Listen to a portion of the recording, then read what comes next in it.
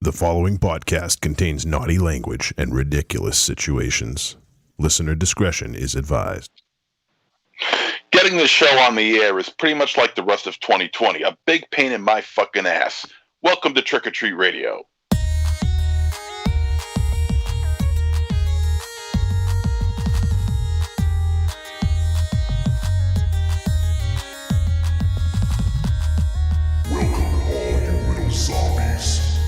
Listening to Trick or Treat Radio, starring the Deadites.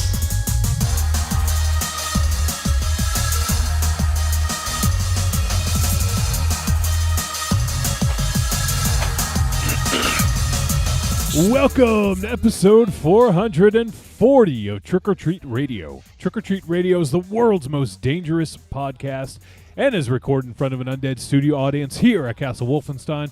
Also, at the Lair of Lost Swag within the Raven Chateau. Also, Casa de Zero and the Lair of the Gods. We are now once again live. At least, if you're watching live, we're live. If you're listening to the podcast, we're obviously not live. Because then we'd be in your car, talking in the back seat. Or we'd be in your house or at work. And that would be fucking weird, right?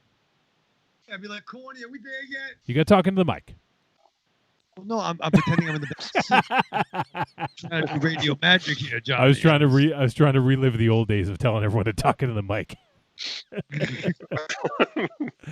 So anyways, yes, it's the last show of 2020. Thank fucking God. This and if anyone's watching live, we apologize, but we had some technical issues. Actually, no technical issues. Skype happened to log Raven Chat out of his account, and I haven't logged into his account in over a year and a half since we built the studio at the Lair of Lost Swag. So I had trouble getting into his fucking account. And then I tried doing the guest login, and it wouldn't let me change his settings, so he had shitty audio. It's all these fucking things, man. All these things. So we apologize for those listening live. We're very late. So we'll probably try to abbreviate the intro because I know MZ's going to start bitching if we go past 11. Dudes, I'm tired. Yeah. I've been sitting down all day. Well, MZ, give us the update. How you feeling, bud? I'm okay. I finally got the my third COVID test just to reconfirm my negative test that I got Christmas morning, and all is well. I am now negative, which means I'm a positive. And Are you sure?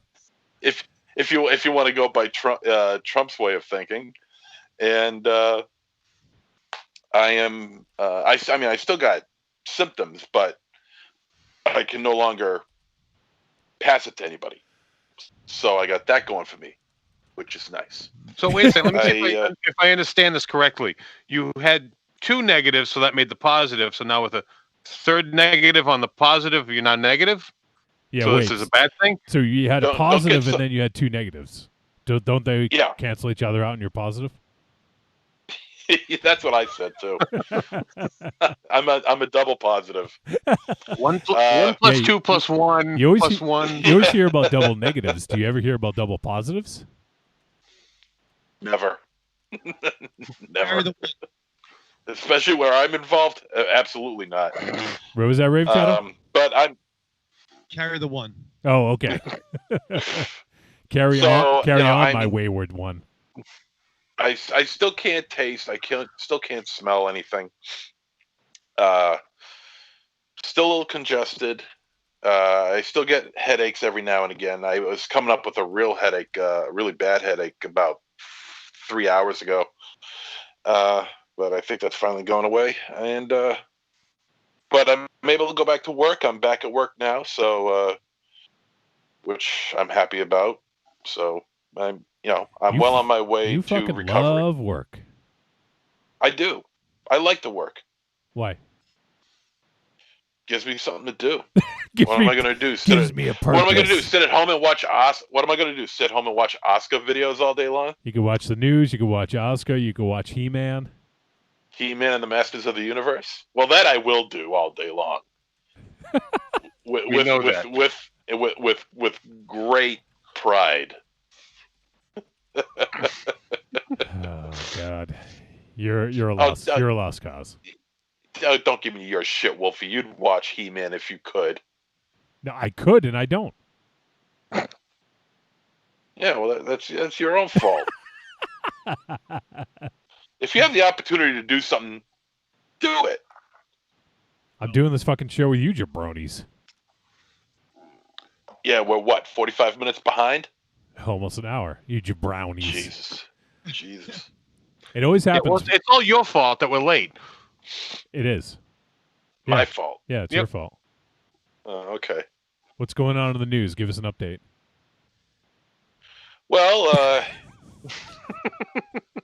Man-at-Arms let Orko steer a remote-controlled ship, and of course that went totally awry within a few seconds. Then He-Man turned back into Prince Adam, and Battle Cat turned back into Cringer, and Cringer started shitting himself, and Beastman and Skeletor, they're up to their old shenanigans, so Prince Adam became He-Man again, and Cringer became Battle Cat, and they Oh my God! All right, enough. I want you to remember this when you're bitching the show's running long. Yeah, exactly. He asked. long, nuts. You didn't have to respond. All right. Oh, I had to respond. It was up to him to cut me off. But you saved the day, Aries. Yay, Aries. You COVID fool. Our buddy Joe Lemieux, filmmaker Joe Lemieux, says, "Hey guys, looking forward to lots of projects planned for next year, including watching Nice. He-Man." There you go. There you go. Joe is an awesome dude, and Got to unfortunately, get your inspiration somewhere. we didn't get a chance to hang out with Joe because there was no Rock and Shock this past year. That's typically where we see Joe. So, but I know he's working on some stuff with Michael Neal, our good buddy. So and he's doing some stuff on his own. So looking forward to checking all that out. So let me quickly run down what we're doing this evening, and we're talking about two movies. It is the end of December double feature Cram Jam. Raven Shadow, how did this Cram Jam go for you? Oh man, it was down to the fucking wire, Johnny. I'll tell you that much. Is that why you had to start at 8:15? It's a part of it. It's a fucking part of it. So really, we're late because of you. Because if we had started on time-ish, we wouldn't have been 45 minutes late. We would have been like 30 minutes late. Well, to be fair, Johnny, and you up to the extreme, you know that you know how much I respect you, you know, and I miss you. But if we weren't doing two movies, I'd have been ahead of the game.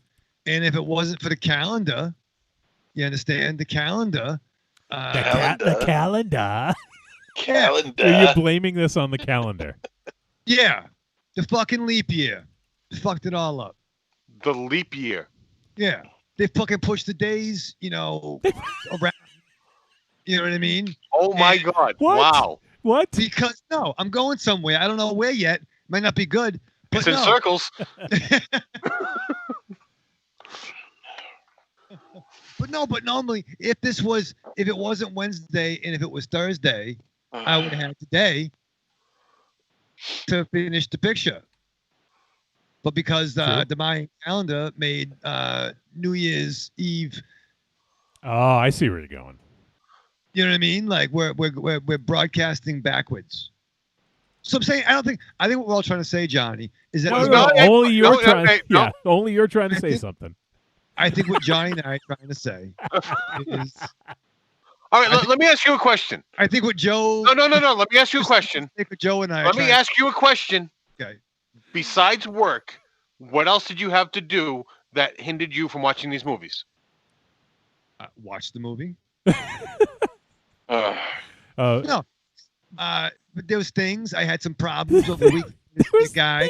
Not over the weekend because we didn't know the movies until Sunday. Yeah, we didn't know because these were picked by our friends and viewers and listeners on Sunday night. So, but my guy couldn't come over until your after guy. Sunday. Was it like the guy from Anything for Jackson that keeps coming to plow?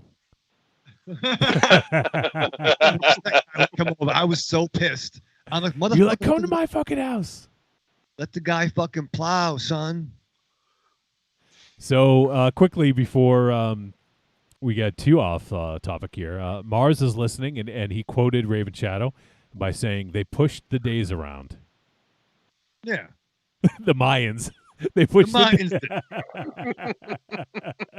They had like one of those remember those little games you got in like bowling alley birthday parties when you were a kid, those little squares that you move things around for the picture? They were doing that in the pier. They Holy pushed, shit. they pushed the days around. Yeah. Yeah. Jesus Christ. This All is right. what we've become. Let me see. Also, Marianne says, I vote Cram Jam should happen during a less eventful month. Yes, I've been saying that. December equals stress. But the thing is, so here's the thing. It's the end of the year, right? December's the last month. Can we all agree on that? Raven Shadow, did the Mayans somehow push it so it's a different end of the year or what? Let me check Mayans.com. Mayans.com. Wait, isn't that one of your favorite shows, Mayans? Sure, I might get a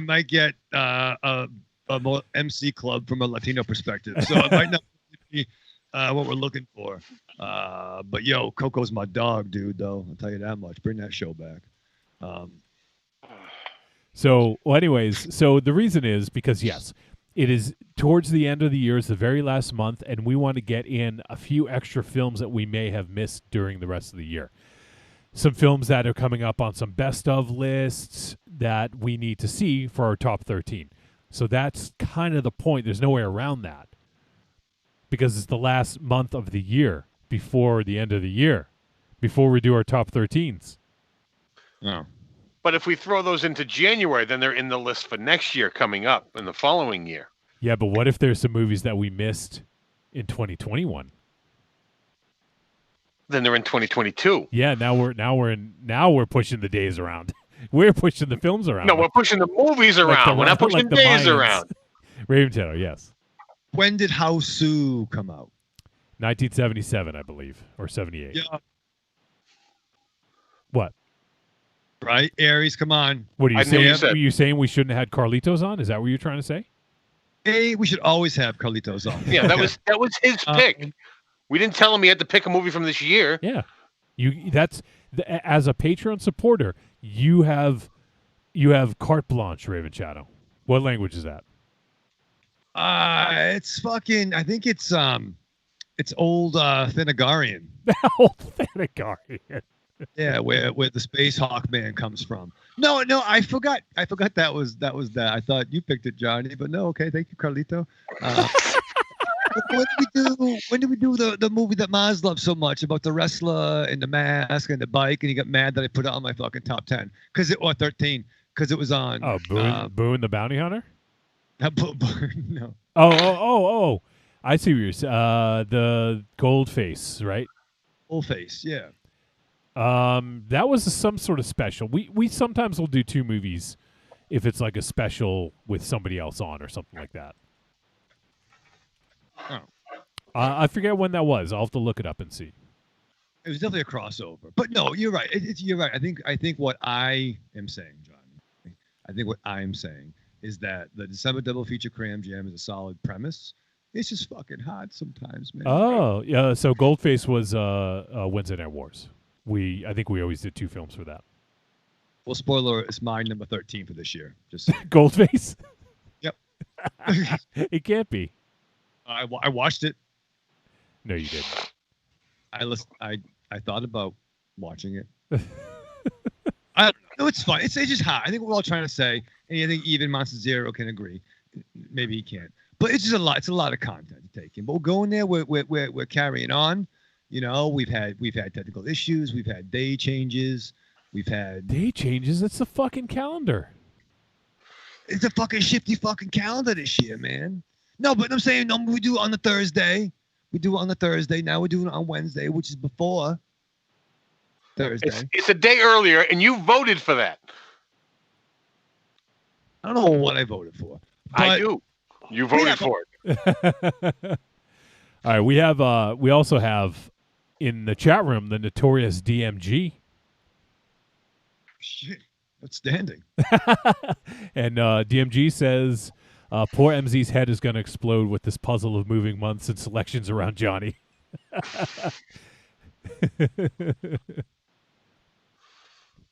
I don't think it's gonna be that bad. So, all right. Well, so tonight, what we did do was we did a vote. We put it up for a vote, and we had our listeners and friends on Discord select the films that we would be discussing this week, because there was a bunch, that were outstanding that we hadn't got to this year, that I just wasn't sure which ones to pick. So we wanted to leave it up to the listeners and allow them to pick. And so the 4 films we threw out there were Amulet, Alone, Anything for Jackson, and Swallow. And the 2 films that won were Anything for Jackson and Amulet. Those are the ones that received the top amount of votes. And I'm actually really excited to talk about these films. So I'm glad that these were picked, because I think they're going to bring about some interesting discussion. I figured what we'll do is we'll focus a little bit more on Anything for Jackson. We'll do that first, because I feel like Amulet might be a little bit more difficult to discuss because of spoiler territory. I think Anything for Jackson is a little bit more straightforward.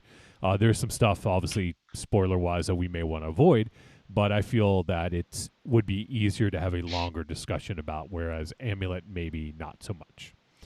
And alternatively, I also believe that Amulet probably would be the longer discussion if we could talk about some of the things. But so that's what we're doing. Last show of 2020, and so we got some stuff coming up. First off, though, Raven Shadow, tomorrow night. So if you listen to this live, or if you're listening to this just after live, you'll know about this. Hopefully we have most people turn out for this. But Raven Shadow, talk about what's going on Discord tomorrow night. Yo, as of this recording, it is the, what do you call it, Johnny? What do you call it? The penultimate day of December. Fuck me. Right? Penultimate day of 2020. Yeah, which is also 2020. But I'm saying it right, though. I'm using the right context. Yes. Okay. For once. So the ultimate last day is fucking New Year's fucking Eve, right? AKA New Year's Evil, AKA, whatever the fuck. But no, it's very exciting. The fan has been crying out for the blackout tapes, or the BOT, as Rocky likes to say. So yeah, so tomorrow night, New Year's Eve, Eastern Standard, American time, New England time. Jesus Christ. Is 9 o'clock-ish, blackout tapes, New Year's Eve, extravaganza. Extravaganza? Extravaganza. Be very excited. No, man, we're going to be talking like an old school fucking party line. Listen, you know what I mean? You're going to be, you got all dressed up and nowhere to go. I don't think millennials know what that is, so you may need to give a better explanation. All right, well, Yes. Raven Shadow, please explain some more. there's a time where Lord, if you so help me God, next time I see you, I'm gonna punch you in the throat. I hope I want to see that. Well, when that happens, Aries will be here, and then he will stop you. No, I won't. Why? Corny, come up. But no, there's a time where if you wanted a phone call, you just stay home. I can't go out, bro. She may call. Spoiler alert, she doesn't. You know what I mean? But but no, you could call people and click the button and get, I'm talking to Aries. I'm talking to Monster Zero. We could all be on the party line. And you can call the party lines. Right? The man invented, Dr. John party line. I don't know what to do.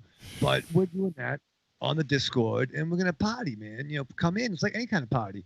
You show up at some time, show up in between, leave, come back. So let me translate. So for those of you who don't know what a fucking party line is, if you do a group FaceTime or a group text or a group chat, it's like that, but just with audio. So everyone pops into an audio voice channel, a voice chat room, and we all shoot the shit. We talk, we party. I might even have a fucking beer, Raven Shadow. I will overnight you something. Oh, we have some. We got We did a curbside pickup the other day for T-Dog. Oh, nice. She I got have something. She got some Sam cherry wheat. Ooh. That's her jam. I enjoy the Sam cherry wheat periodically. Well, I enjoy the Sam cherry wheat periodically. Did you put your monocle on for that?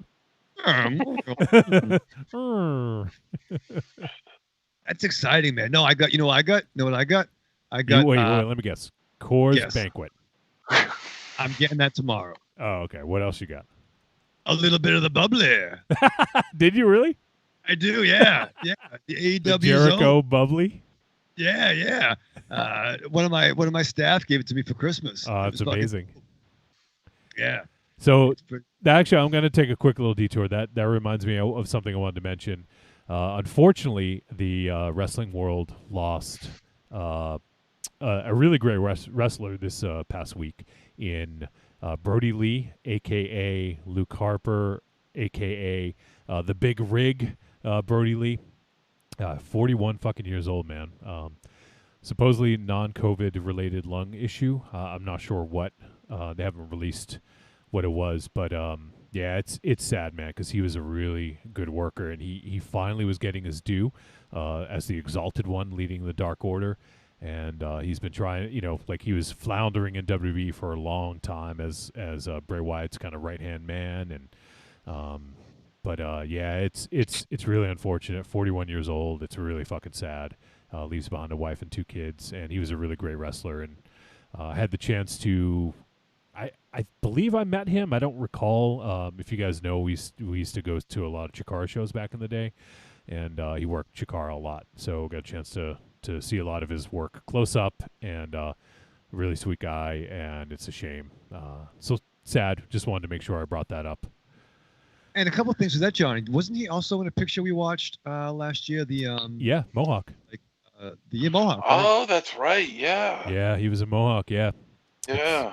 That's right. Forgot about that. it's a shame. Is there anything else you guys wanted to say about Brody Lee? Because otherwise, we're going to kick it to MZ because a lot of people fucking passed away in the last few days. Well, one thing Yeah. it's cool that I believe it was brought to my attention that AEW gave his son a contract. They did. Yeah, his Yeah. 8-year-old son. They signed him to a contract, Brody Lee Jr. And when he's He'll old, be wrestling Chris Jericho in 2 weeks. when he's old enough, apparently he will have a job if he wants it. So pretty outstanding for them to do that. And you know what? Like, even if I don't know what that means, but they're also releasing a T-shirt in his honor, and all the proceeds are going to the family. So it's AEW's really taking care of the family. And I mean, behind the scenes, we don't know what WWE has done when people have passed, but they've never outwardly shown as much support for someone's family, like AEW has, which I think is a really good thing to do. So No, they just wish him well on their future endeavors. yeah, actually, Mars points out a really good thing that I almost forgot to mention is that the Deadites actually did Brody Lee's Chikara theme for a little while. Deadites wrote a theme song. Oh, wow.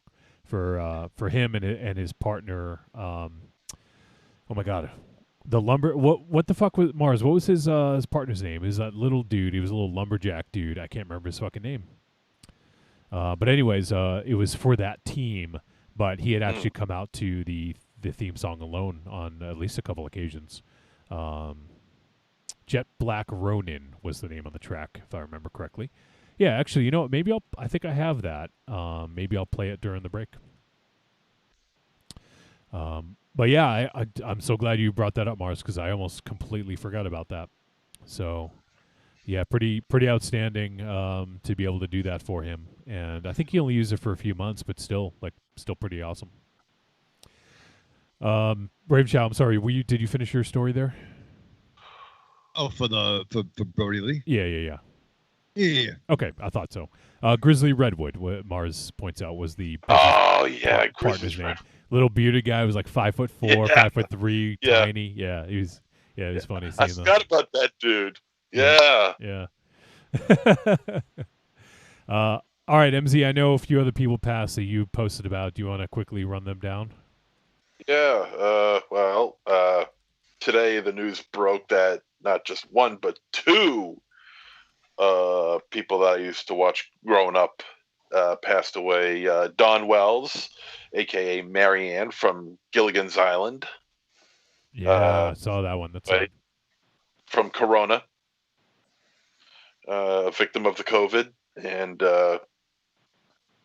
whenever there was now I'm partial to redheads. Okay, I love redheads, but when it comes down to the debate of Ginger or Marianne, to me it always was Marianne. Always. Yeah. And I saw her once actually, back in 2008. She was at Boston Super Mega Fest. Okay.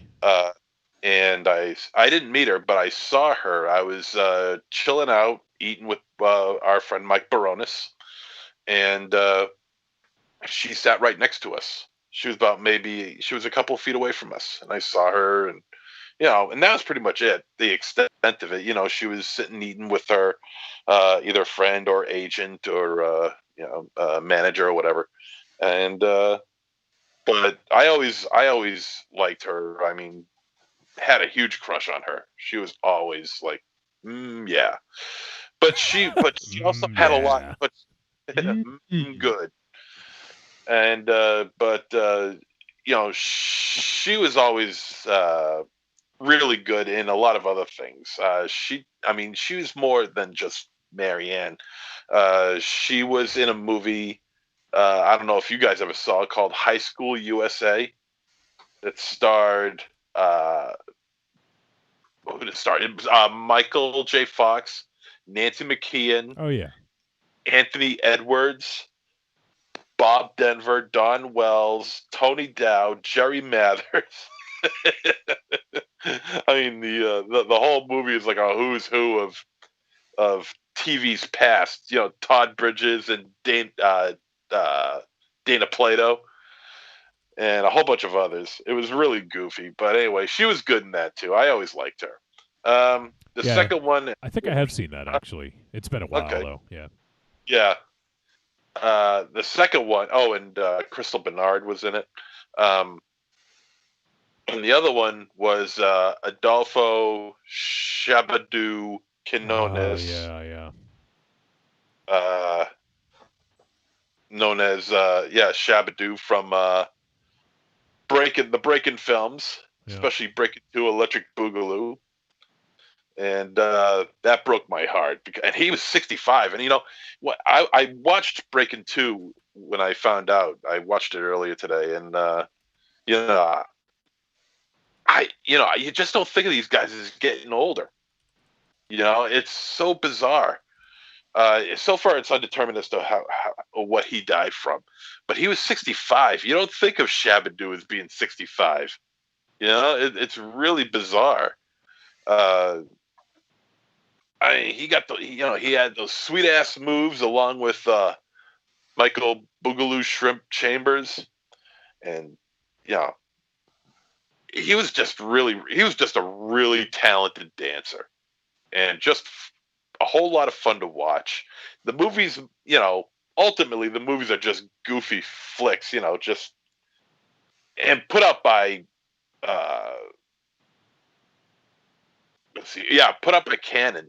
So, it's going to have a certain flair, It's going to be made cheap, it's going to be made quick, and it's going to be goofy.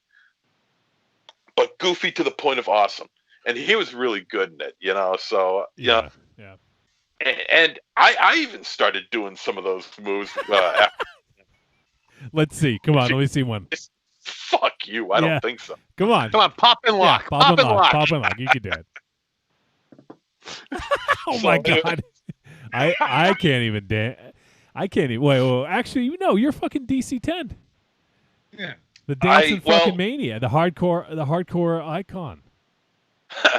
Well, I used to dance. Back in the day, I used to dance. I don't dance anymore. Man. That is behind me. That's behind me. Those dancing days are behind me now. Yeah. Ever since that accident. Ever since I saw Footloose. Ever since dancing was banned in this town. Yeah. Dancing's banned in Grafton. Yeah. You can't do that. This- So Oh shit. anyway, goodbye, Marianne. Goodbye, Shabadoo Shabadoo. and Birdie Lee. Yeah. Yeah, it's sad. A lot of 2020 just is having its way with us out the door. Yeah, just when we thought we were just going to get out for the last 2 days, this comes along. Jesus Christ. I mean, we still got one more day. Who knows what's going to happen? the fuck, man. Knock on wood, dog. Don't fucking tempt shit. Yeah, Well, dog. Well, tomorrow's the last day of the year, so let me just say to my mom, happy birthday, Mom. Her birthday's the 31st. Oh, because I'm sure she's listening. She better be. Oh, thank you, MZ.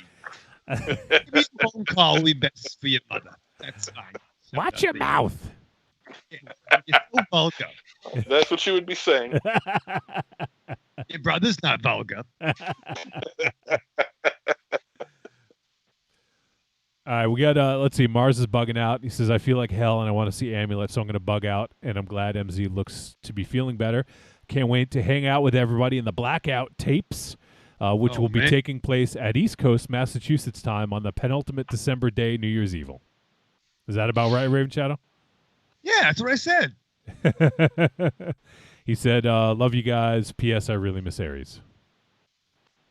Wow, he misses you, Aries. What do you think about that? At least someone does. Thank you for that. And he also says the dude who almost died laughing at his own joke wants us to believe at some point in his existence he did a worm or a windmill.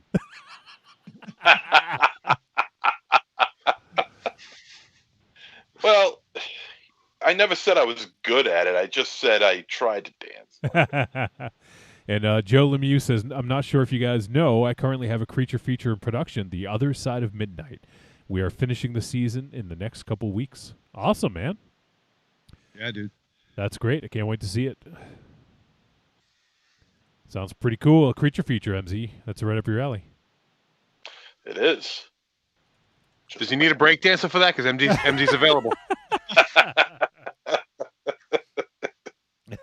Yeah, he goes off like a water wiggle. It's like, Castle breakdancing freak. Oh shit. I'm gonna do my Shabadoo moves. Shabba Zero. Shabba Zero.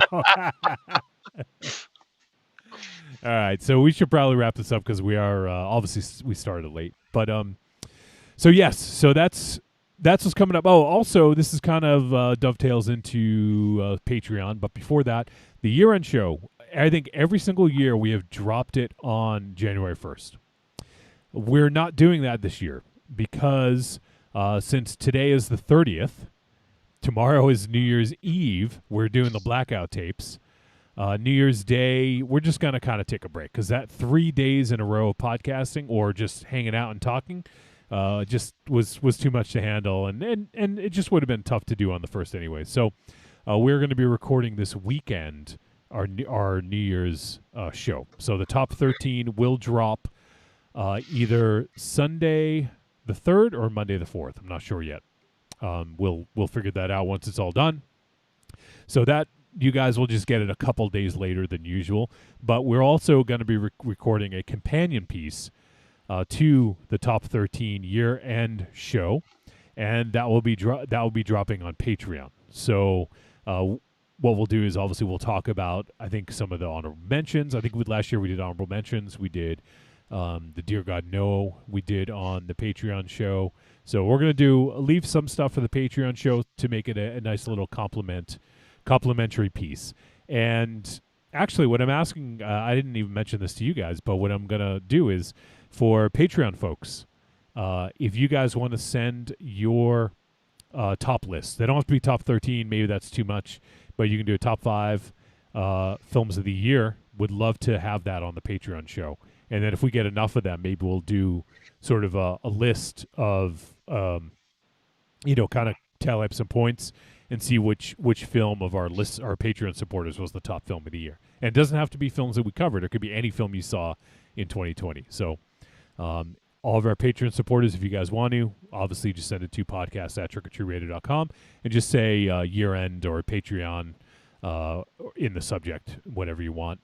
And would love to get some people's top lists. And also, you can send a voice message if you guys want to send a voice message with a top 5 of anything. It could be a top 5 albums, top 5 positive COVID tests, negative COVID tests in MZ's case, top 5 anything. You could be top 5 video games, top 5 albums, top 5 movies, top 5 first-time watches, top 5 horror films, top 5 action films, top 5 drama films, top 5 Raven Shadow moments of the year, whatever. Could be a top 5 of anything.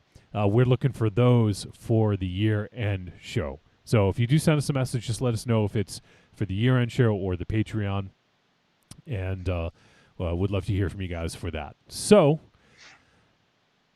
to review, year-end show will be coming out a couple days late this year, but it'll be right around, within the first week, probably on the 3rd or the 4th. And then the Patreon show will be coming out around the same time as well, and that will be a companion piece to the year-end. So, love doing the year-end. We always get to talk about our top 13. This is going to be an interesting year.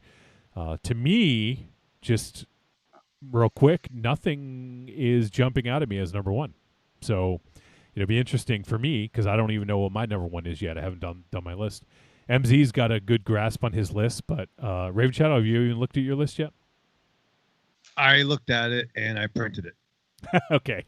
Remember, don't forget the 2 movies we're doing tonight because I sent you the list without those. Fuck. So, no, I think I have my 13, but right, it's not like, oh shit, the fucking night comes for us. Right. You know what I mean? Or Oh, like The fuck. Void, or like Gun Woman. the editor, Gun Woman. Yeah. You know what I mean? Manborg. Manborg, more like asshole. And the risk of Yeah. having this show be extended by half. Raven Shadow, do you remember what your number one film was last year? No. I actually don't either because the years get jumbled. I do. The years get jumbled to me, so I forget which year is which. I remember what his was last year. What was it? Yeah, what was his? The man who killed Hitler and then the Bigfoot. That was last year? Yeah. Yeah, we did it in like early 2019. I do remember that. Really? Yeah. That was a good fucking movie, man. Watch that again. Oh, but you know what? Actually, I'm not going to go over it because I think what we do is on the year-end show, we usually run down last year's top 13. Yeah. So I'll hold off on that. But yeah, okay. I remember what my number one was now. I know it too. Oh yeah, okay. I forgot that your number one came out last year as well. Well, let's hope it did. No, I mean I wouldn't have remembered which ones came out in which year. So, all right, cool. So that'll be fun to do. Looking forward to that. David Guido is watching. He gave a little wave. What's up, Dave? Appreciate everyone tuning in. And remember, Blackout Tapes. Tomorrow, if you're not already a Patreon supporter, pop on over to patreon.com/trickortreatradio. And to get into the Blackout Tapes, there's a velvet rope in front of the Blackout Tapes Raven Shadow. What's the cover charge to get in if people aren't already Patreon supporters? Great question. It's fucking New Year's Eve, right? So before a pandemic, I paid fucking $20 to get into a fucking Gilligan's. You know what I mean? To have 2 overpriced shitty beers. And then leave and go hang out with you guys when we were took over El Nino's house that one New Year's Eve. Oh my God. You know what I mean? Just saying. So yeah. So double course banquets. Oh my God. Nobody outside of this chat and maybe Mars is going to know what we're talking about, but double handcuffs, double condoms. That's all I'm going to say. The condoms were so close from the store. One day they were in the room, and no, it's not going to use them. But that's fun. But that's fun.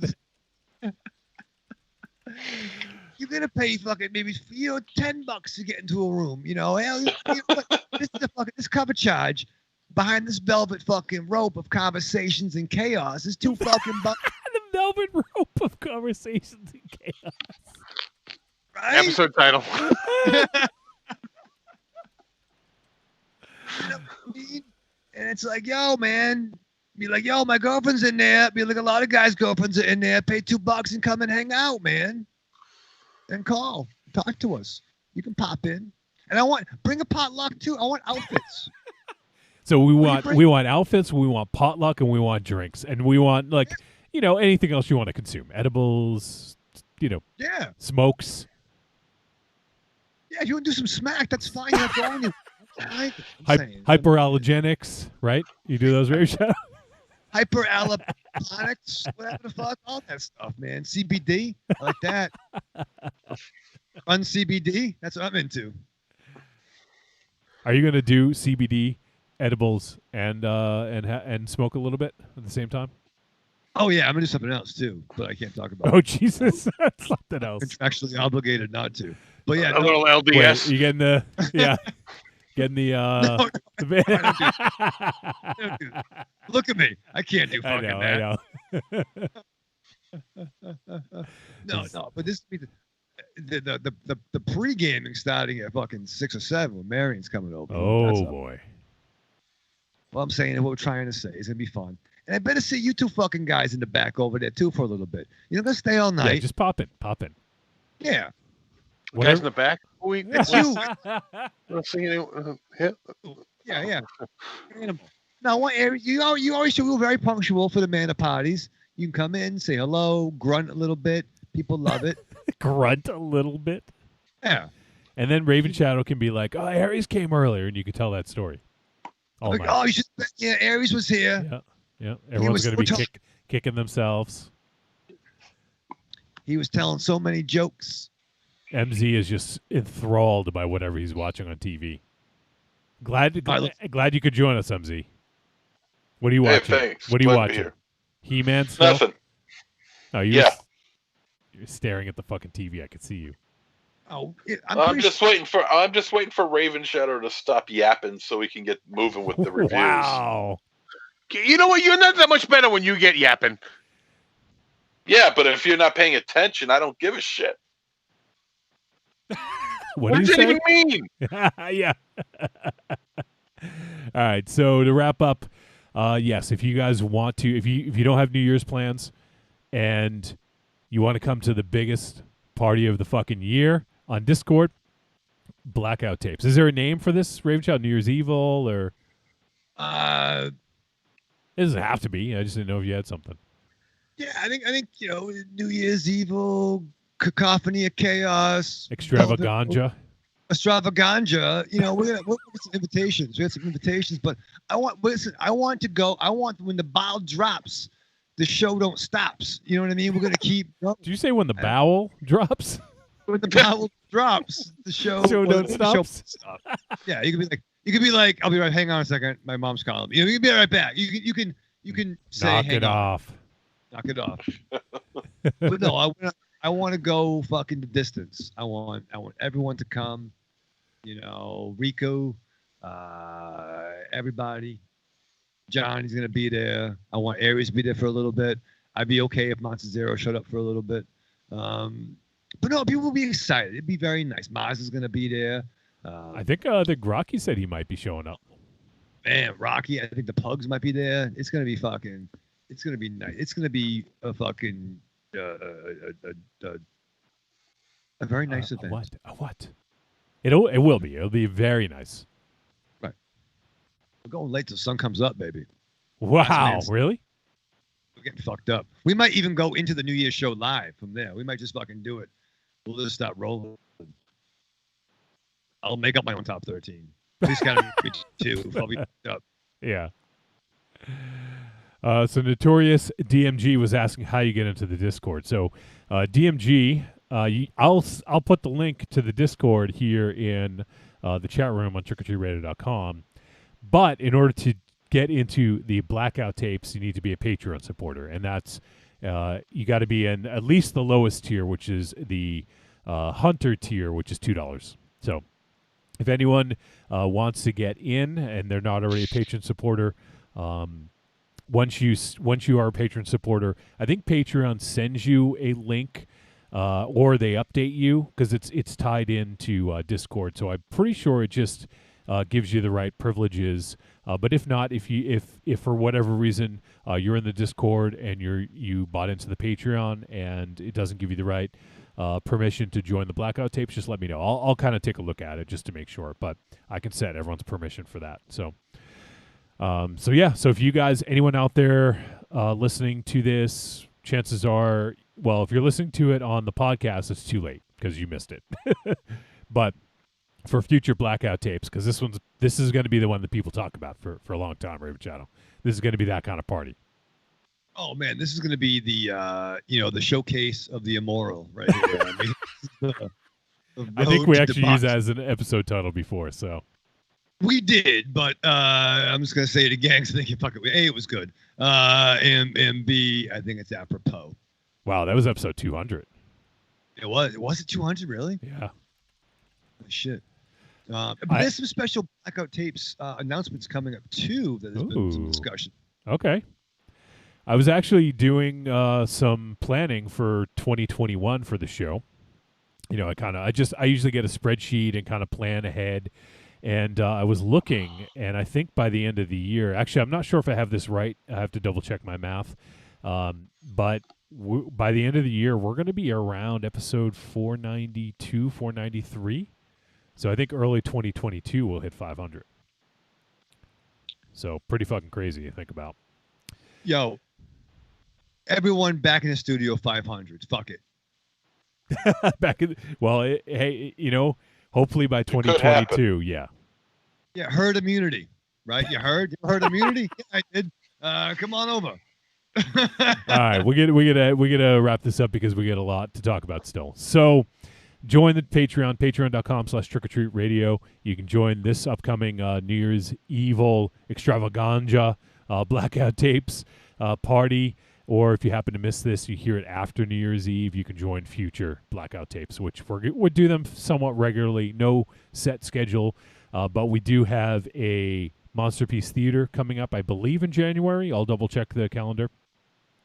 Notorious DMG just entered the Discord, so there you go, buddy. I'm not in Discord right now just because it makes a lot of noise when people message, and I don't have notifications turned off for specific reasons. But so check out the Patreon. Also, if you guys want to help support the show, use our Amazon link, trickortreatradio.com. Scroll down, look for the logo, click on it, brings you to Amazon.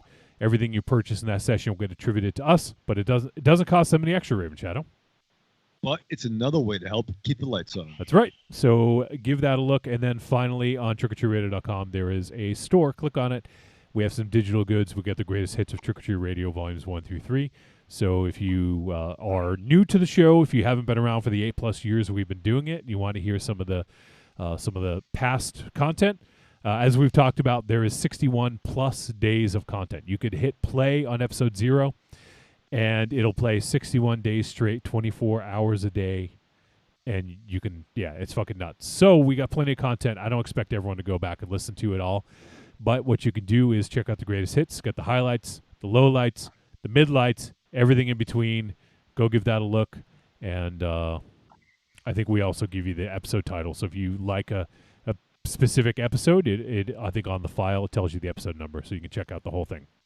So, all right, Raven Shadow, last December double feature Cram Jam of the year. What do you do to prepare for this fucking show? And by the way, Raven Shadow, I'm going to tell you right now, this is a quicker break than usual. Just letting you know now. Go. What do you do to prepare? Christmas, birthday, wrap presents, open presents, watch 2 fucking movies, have some problems, figure it out, look forward to the Blackout Tapes, $2, cover charge, whatever the fuck, you can fucking swing it. Then I got a fucking strap on. Oh, dear. Hello, this is the Sasquatch, aka Bigfoot, but you can just call me Frank. And when I'm not stomping around the woods throwing rocks at hunters, I like to listen to the Paranormal Punchers podcast. That's right, Paranormal Punchers. They talk about all things paranormal, and they're hilarious. Go find them on iTunes, Stitcher Radio, Google Play, and paranormalpunches.com. I'm Alex West. And I'm Andrea Subasati, and we're from the Faculty of Horror podcast. And you're listening to Trick or Treat Radio. It's not a problem at all. I got plenty of noodles over there.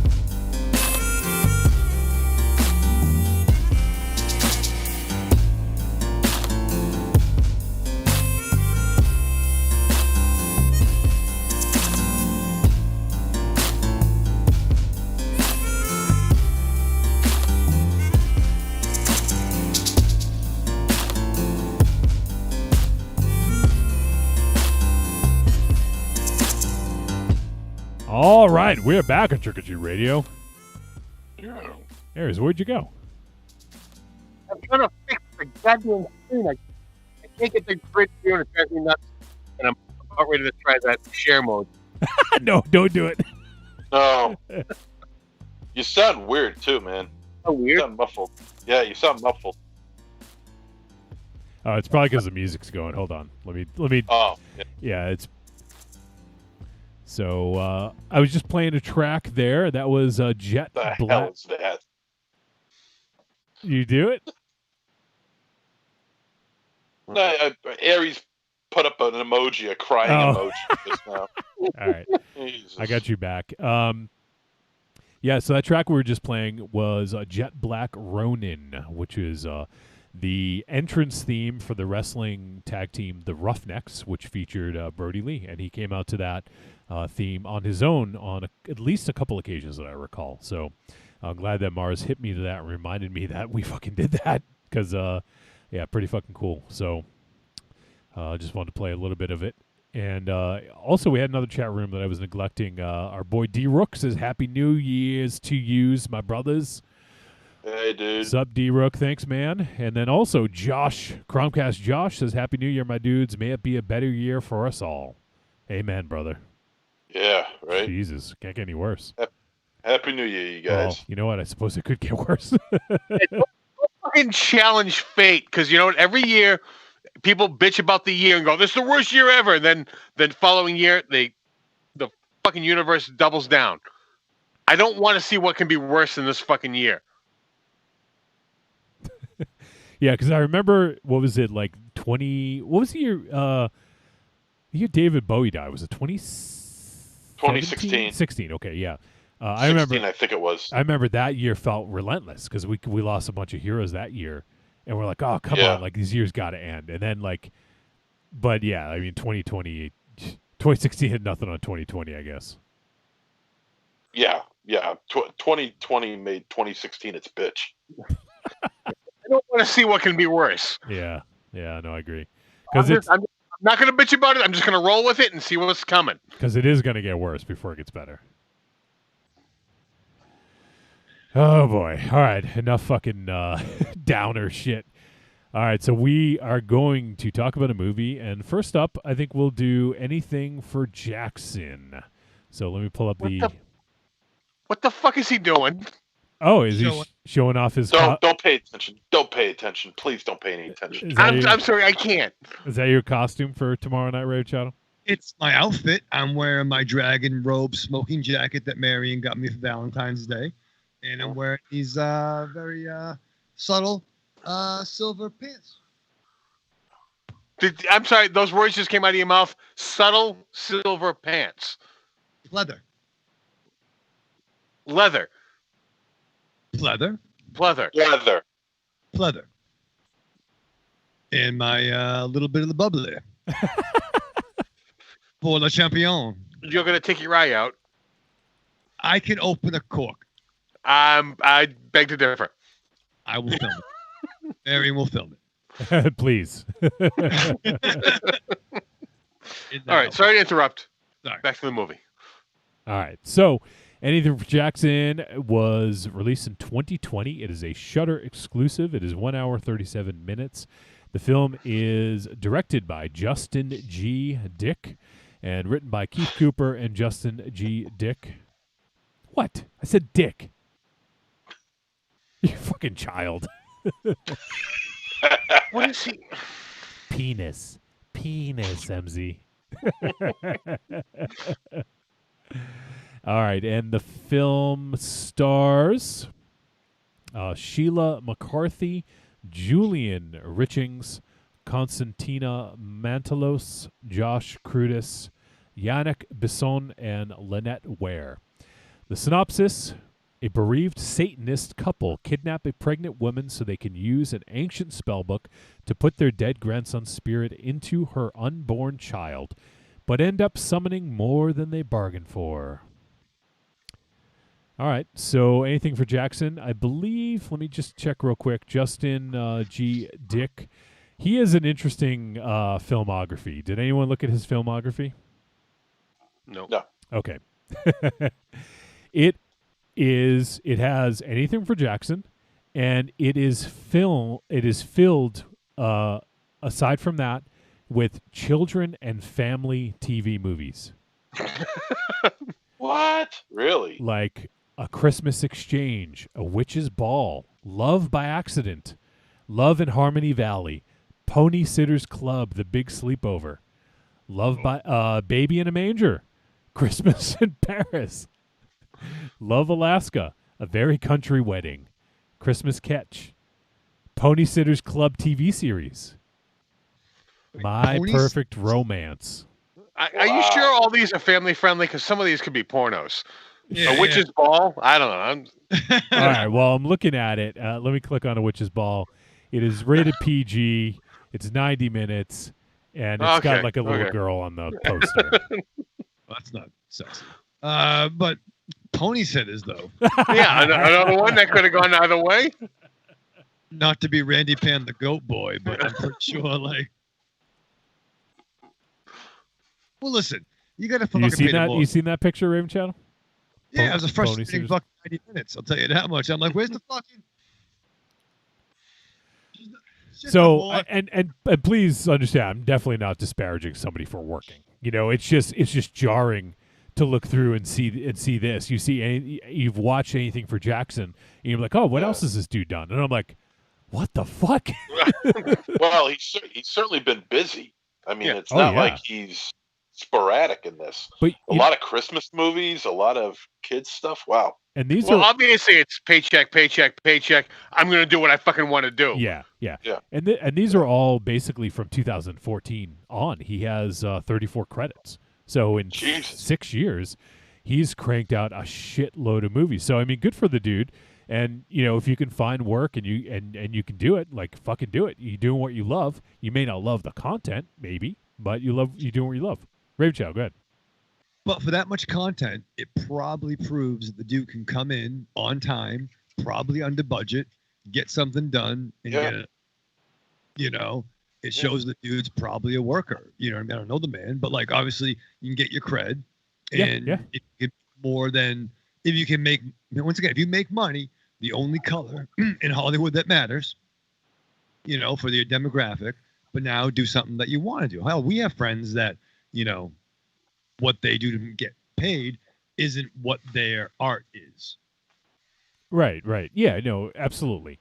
You know, there's a million people who are like, well, not a million, but I mean, some people we know are like studio musicians and they don't really, you know, they'll do whatever just to make some money. Or if you're a record producer, you go with who pays you. I mean, chances are you can't pick your projects unless you are like, you know, pretty big. But yeah, I mean, we all do work that we don't necessarily resonate with or feel emotionally tied to.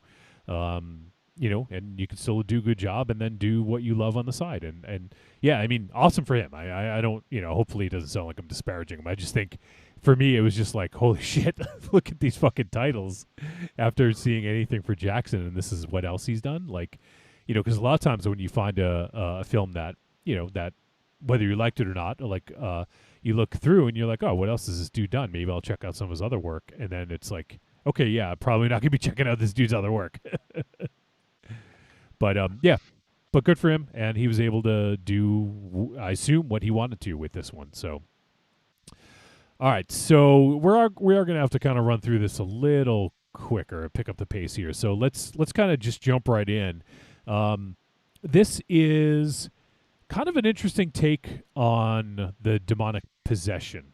I think I'm not going to say it's wholly original, but I can't say that I've seen too many that do it in this way, and I really enjoyed that aspect of it. So, that was something that was different. MZ, I know you've seen a ton of demonic possession films. What did you think about the way this handled the demonic possession? Well, I mean, it's weird because the only other movie that I think of when comparing the concept of this film to another film is Ghostbusters 2. It's the closest I can come to. That's a good pull. Yeah, it's the only one I came up with. Not that I have, I was lazy in thinking about it, but it's an interesting take. Though, like you said, not totally original, it is an interesting take on the possession and the exorcism idea. Although I think it's kind of like, I mean, unless I'm missing something, it's kind of missing something in the terms of calling it an exorcism film, because exorcism involves expelling a demon. Here they're trying to. You got a group of Satanists where two of the members are trying to regain the loss of their grandchild. Yeah. Of their grandson. Was this called an Exodus film? It's a reverse exorcism. It's a reverse, yeah. I'm sorry. Before you said it, I didn't even hear. I think I said reverse possession. But it's a reverse. Well, it's reverse possession. It's possible I said exorcism, but I think I said possession. Well, I thought it was reverse exorcism myself, because here they're just trying to expel the demon. In a normal exorcism film, here they're trying to not so much invoke a demon, they're just Satanists trying to bring back the loss of their grandchild through an unborn baby. Yeah. But it doesn't exactly determine that the baby that's being, or the grandchild rather, that's being brought back into the world is demonic. Yeah, that's why I don't like that term being used, exorcism. I don't think that applies to this movie at all. I would agree.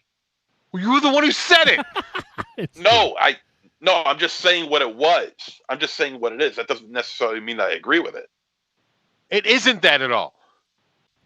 You gave it a title, and then you say you don't agree with that. I gave it a title because that's what the description of the film says. It said that in the description, reverse exorcism. If I remember correctly, something to that effect. I believe it did. Because I didn't see exorcism at all with this movie, and that is a poor description of this movie, if it was used. I think it was a reverse exorcism was used. I didn't write it. Aries, don't fucking get pissed. Oh no! I am just in case you're new to the program. I get worked up when we talk about film, and I tend to yell at whoever's talking to me. So Raven Shadow, you're going to face my wrath today because you're speaking.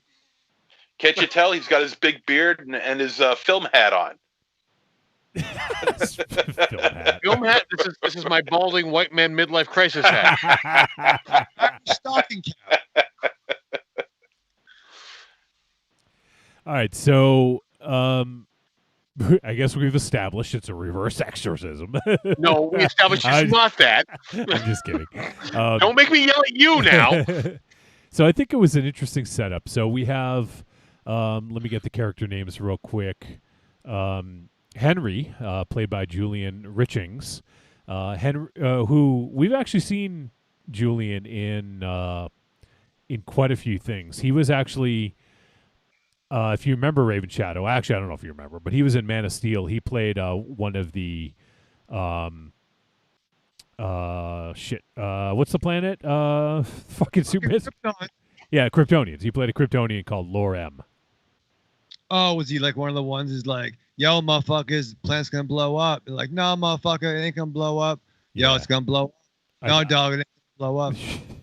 He also played the weird janitor in Urban Legend. Yes. But no, I recall seeing him in a few things, and I thought he's a really good character actor, and I thought that he played this role really well, because this is kind of an interesting role. We'll get a little bit more into it as we go. And Audrey, his wife, played by Sheila McCarthy, I thought the couple was really good, because they played this sort of like, I guess in a way, they were kind of like Raven Shadow. Like, they didn't really know much about technology, but they were trying to learn. You know, it was just teach them to learn. Yeah, teach me how to learn, Raven Shadow, right?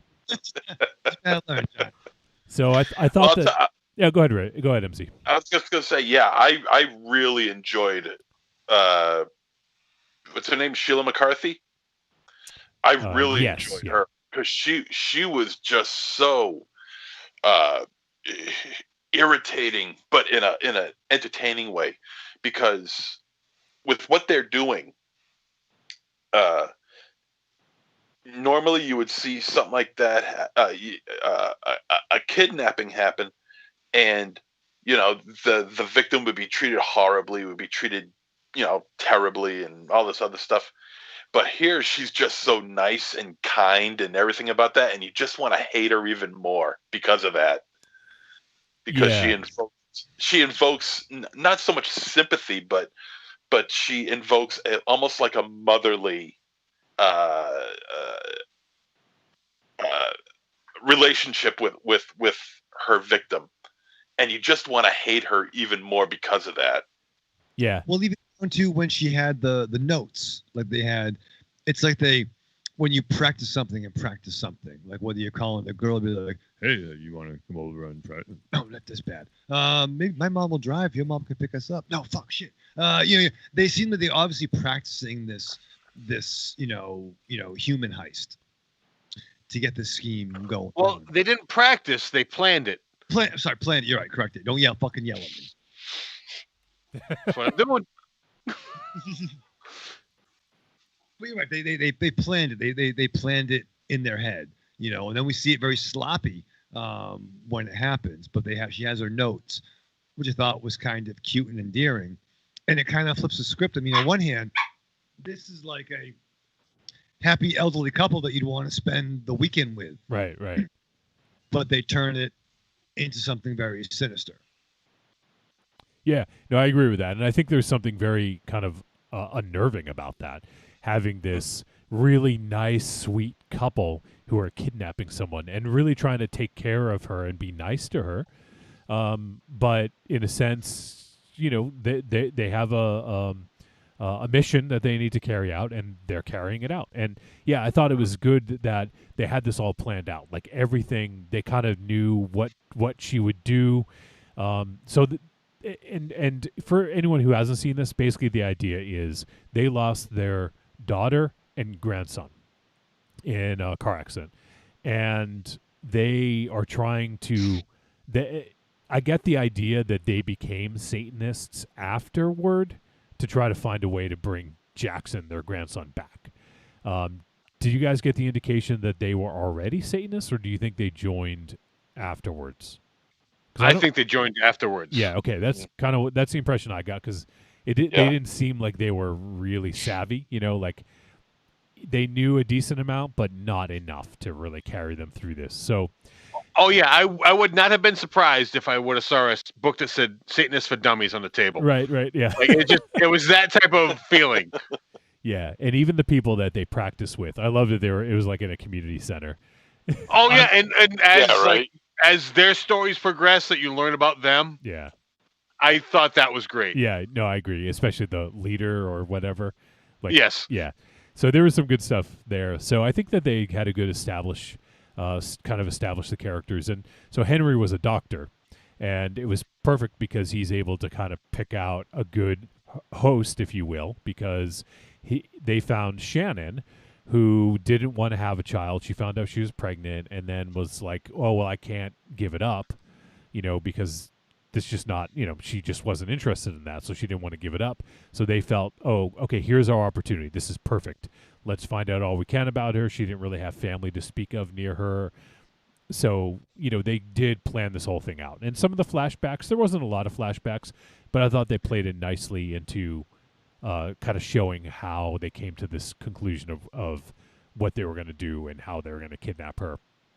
And as all best laid plans obviously never go the right way, so I actually really enjoyed some of the ways that this kind of went south, because even though they did plan it out, there's no way they could plan it out perfectly, and even their plan, even though it was planned, was kind of flawed, right? Like they had some flaws in the plan, and Henry got a little flummoxed when the plan didn't go to according to how they had thought it out, and when the police get involved and things like that. So I won't say too much more, but kind of an interesting setup. And so Henry goes to, I believe he said Israel. Was it Jerusalem or Israel or something like that? To Jerusalem, I think. Yeah, to basically get the Necronomicon. Like that's the impression I got, was that was a Necronomicon. Or some because it was they had made a point to say it was the oldest book in existence or something like that. Yeah. So he gets this book and brings it back, and the idea is that they're going to try to bring back their grandson and try to summon their grandson, who is in this kind of limbo. I can't remember what they called it. Do you guys remember what they called it? Oh God. They had a name, but it was basically like limbo. He's there, and so they don't really talk too much about the daughter. I don't want to say too much about that, but there is some stuff to the daughter. But it's like, okay, well, why aren't you bringing the daughter back? And that was a great, and then one of the few flashback scenes that is addressed.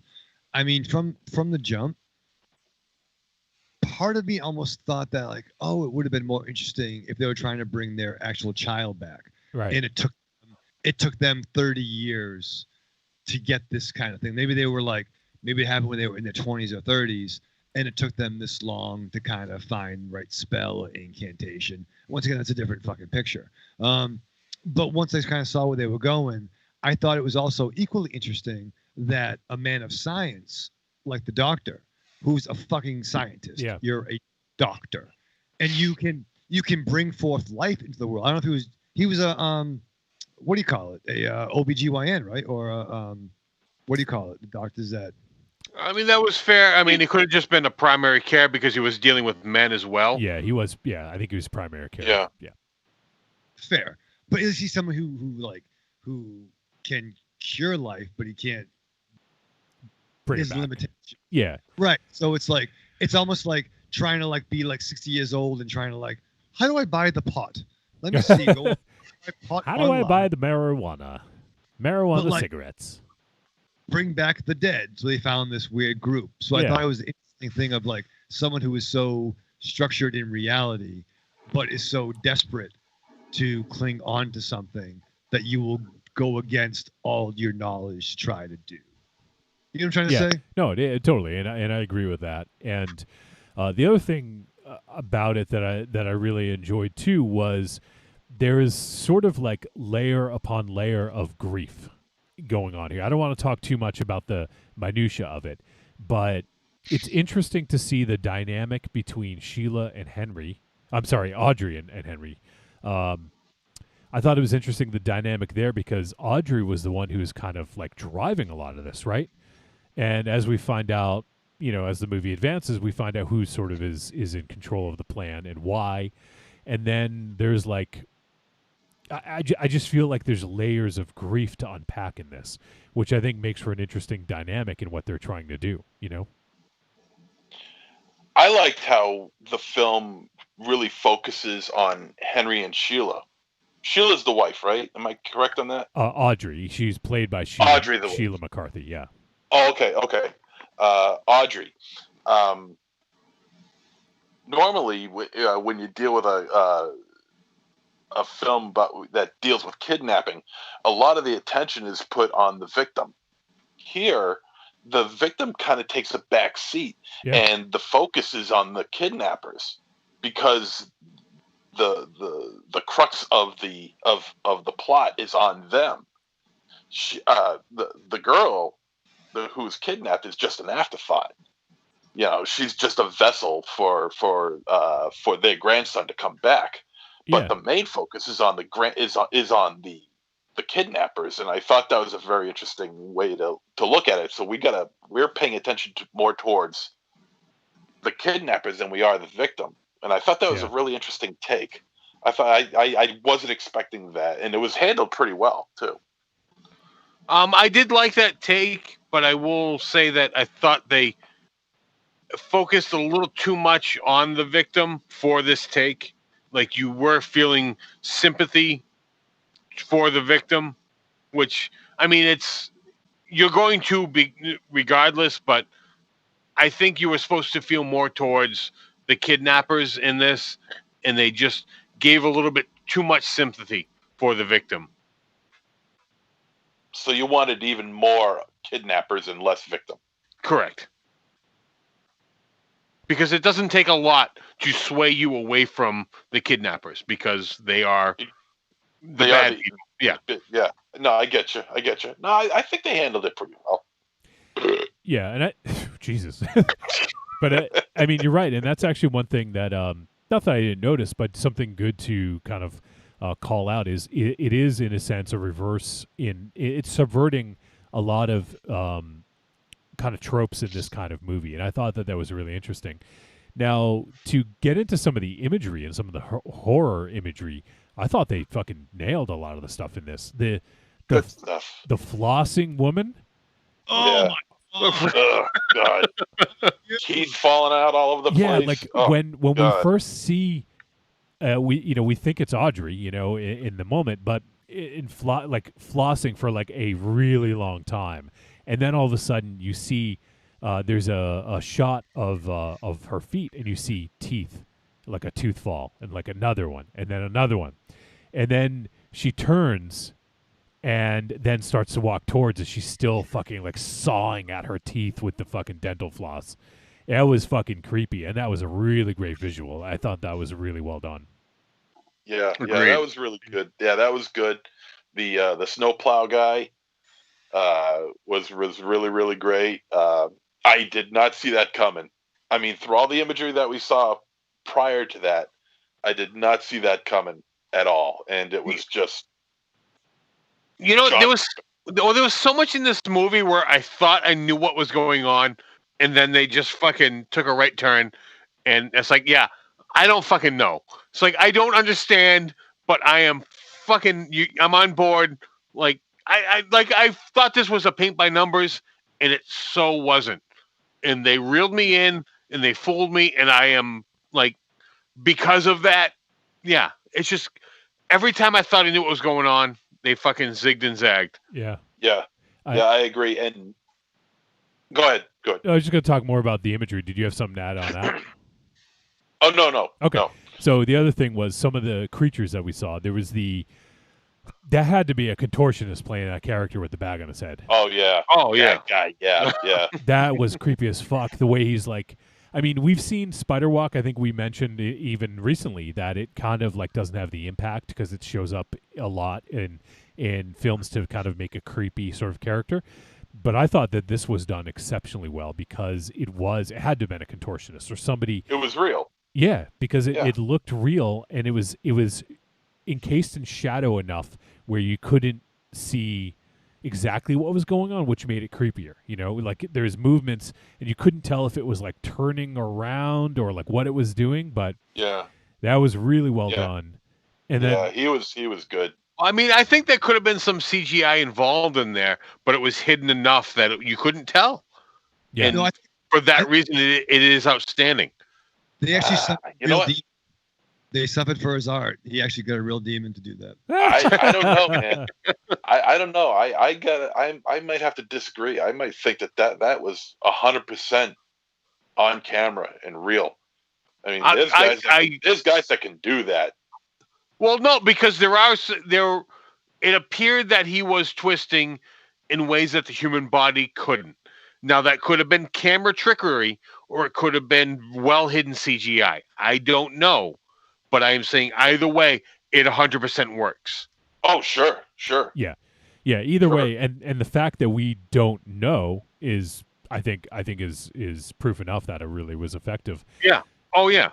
And the other one, I mean, there was a few, but the woman who kept shooting herself. Oh Jesus Christ! Yeah. I thought that was a good gag to have play over and over. I thought that was, there was just some great visual stuff in this, and a lot of it takes place in the house, especially in that one room. But I think that there was some good tension. And also the dude, the Aries who was gonna snowblow the driveway.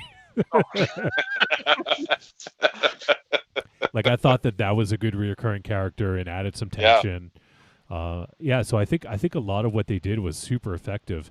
The one nitpick I will have is there's one character, I won't say who or what, but there's one character whose role increases by like 200% in the last act of the film, and that was the one thing I have to complain about.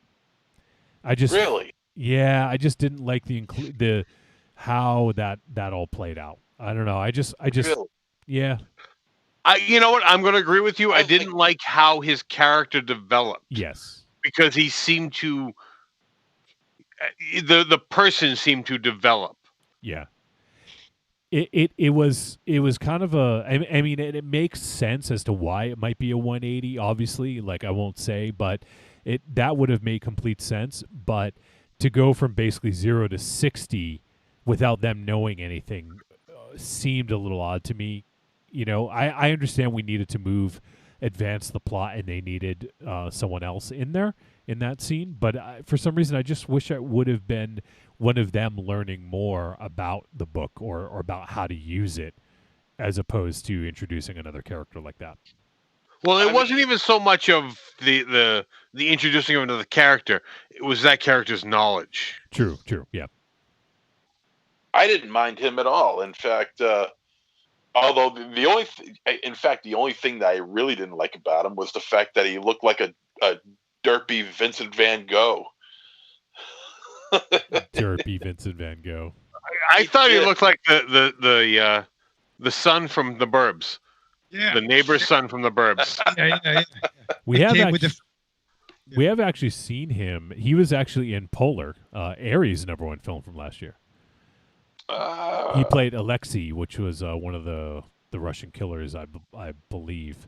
But he's been in some other stuff. But yeah, that's the one, I think, the only one that we've reviewed on the show that he's done. So, I mean, I hear what you guys are saying, as far as his character goes, but I think it really wouldn't have helped if he wasn't in there.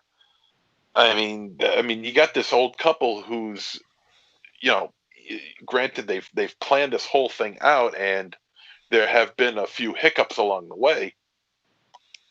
But as far as understanding what the book was saying, you had to have that character in there. Not necessarily. And not to the extent that he was. Yeah. So we also have the Notorious DMG gives a quick hit review. Says, great movie choice. It gave me chills with the spirits watching this. They filled in the plot with good flashbacks, but I think it was great that they left a lot to the imagination in not giving too much of the backstory. This was a treat. So awesome, Notorious. Thanks. Thanks for giving me How about the giant ghost screaming "trick or treat"? Oh, trick or yeah. treat. I almost forgot about that. That's a good call. Yeah, that was also creepy as well. Yeah. Yeah. And I liked how the Very size kept changing too. Yeah. They fucked with your head like that, and it was really cool. I mean, it's so simplistic, but yet so unnerving at the same time. I think they handled this really, really well. And I also love the ending. I thought that they kind of stuck the ending really well. Once again, I'm not going to say anything about it, but it was. I could see somebody not understanding because it's kind of like the way they shoot it. It's like far off, and maybe you don't know what you're seeing. So that was a little. I think it could have been a little confusing to some people, but I think that it was very poetic in terms of what they were going for as to how it ended. Agreed. All right. I think we probably are pretty good to wrap this one up. If you guys have any additional thoughts, obviously we'll get them out in the verdict. But let's do that. Let's do the fucking verdict. Trick or treat, baby. I wonder if people would say you're a trick or a treat. Trick or treat, motherfucker. All right, it is verdict time. We're going to let you know whether anything for Jackson was a trick or a treat, and any final thoughts we may have. Busta Rhymes doesn't want to get off the fucking screen. There we go. All right, so let's kick it off. MZ, give us your verdict. This is about a couple that's dealing with grief in a very wrong way. And a lot of the movie is centered around them instead of the victim, which is a very different way of looking at it. At presenting this kind of movie. It feels very isolated. A lot of it takes place in just one room, like Wolfie has mentioned. And even in the scenes that take place outside of the room, say in the hospital, it has a very claustrophobic feel to it. It's very well lit. Takes place during the wintertime. So it's got the outdoor scenes have a certain feel to it. It feels cold. It feels very, very alone. It's a very well made movie. I think it's very well acted. It's not perfect, but it is good. I think the score is good too. If you listen to the score I think is very, very good. But this is really all about a family that's grieving and really going about it completely the wrong way. And you don't say. I do say. Do they succeed? Please tell us more. Yeah. So anyway, I did enjoy this. This was an interesting watch, a very interesting take on the possession, reverse exorcism, calm down Aries take. This was a reverse cowgirl, right? I've done that. The reverse Congress of the Cow. Done that too. So this I did enjoy this. This is a treat. All right, MZ gave it a treat. Let's go to Aries next. I don't remember his exact wording with what he said, but MZ was talking about the victims in this movie, because you tend to think of the kidnappee being the victims, but I think this movie you're supposed to focus more on the kidnappers being the victims. Even though they are doing a wrong, they are in their heads, they are doing the right thing. So they are the because I can't think of a better term, they are the heroes of this story. Protagonists. The protagonists of this story. They may not be right, but they're doing what they think is right for this story. And that is why it is focusing on them, and why I say it doesn't focus on them enough. Like, you don't feel for them enough for this story. But ultimately, this story, it brings you right in with this story. Like the opening scene, you're dialed right in. You're not 100% sure what's happening because it is happening from what appears to be a security camera or something, a distant shot, but you're on board right away. And they kind of, at least for me, they lull you into a false sense of not security, because I thought this movie was going differently. Because the first jump scare was 100% sound oriented rather than visually, and that is a red flag for me. But because of that, this movie sucked me in even more as it progressed, because I was taken back originally and then brought in slowly, and I was 100% on board by the end of this. Although character not progress. Oh my god, I gotta slow down in the fucking drinking. The character motivation and development may have been a little off for me. This movie was 100% a treat because of just when this movie you thought you was going one way, it just took a right turn and went another way. So check this movie out, and it definitely at this short runtime, this definitely is a treat. All right, now let's go to Michael Ravenshadow. It's going to be interesting when we discuss the year-end show, when we talk about the movies we watched this year. One thing that came up a lot, I think this year in particular, is taking stories that or ideas or concepts that we've seen before and putting a little bit of a spin on it. Whether you set it in a different time, whether it be, turn of the century or a different country, or change the age of certain protagonists, I think it can make a difference in the story. And I think that's what we see here.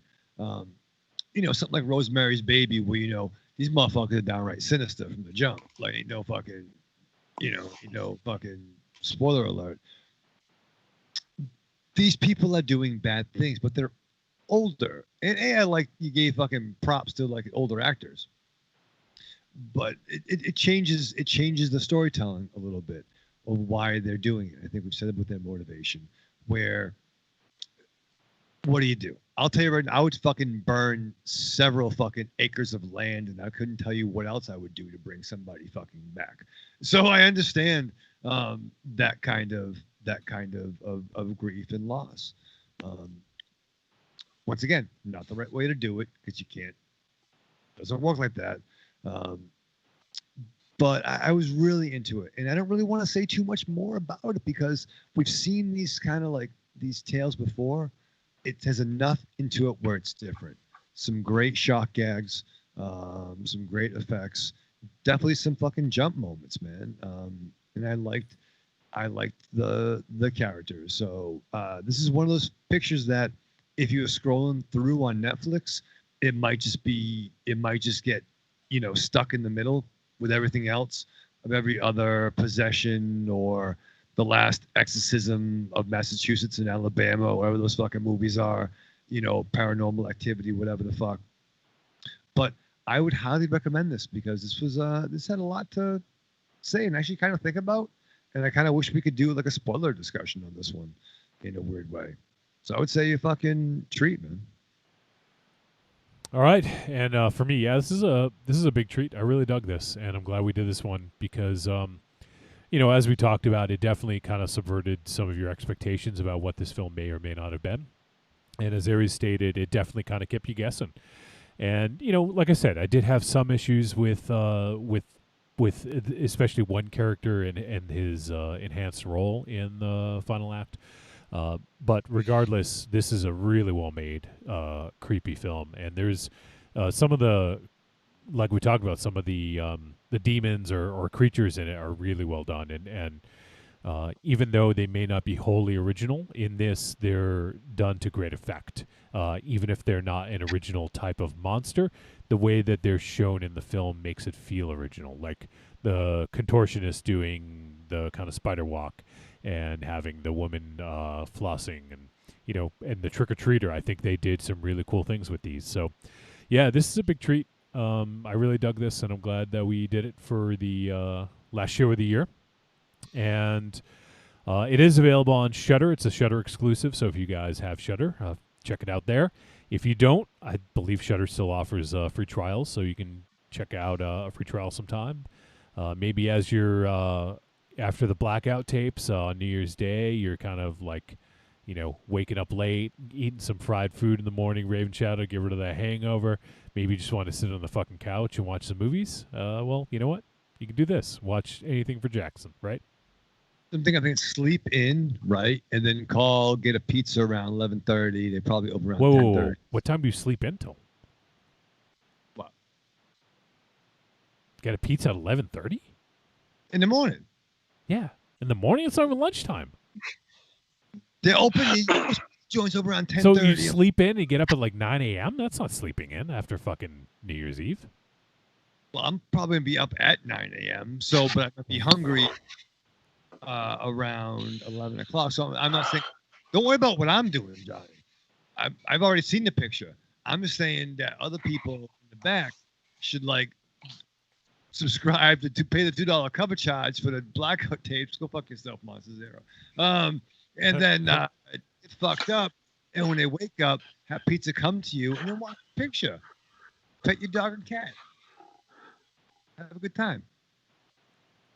Pizza the Hut sending out for you. I'm just going to do it. That's what I'm going to do. But I've already seen this picture. I'll probably watch DC's Titans again. Oh, did you watch Wonder Woman yet? Oh, no, actually, hold on to that. Yeah. So, because we're going to have another movie to talk about. So, treat for me. That's our discussion of anything for Jackson.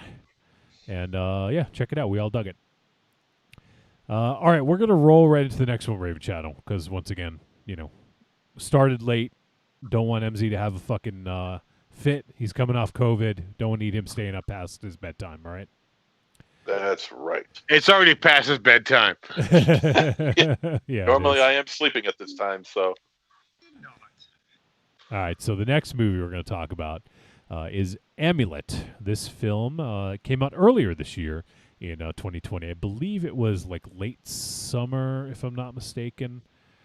Let me see if I can find a release date on this. July 24th, yeah. So it was in summer.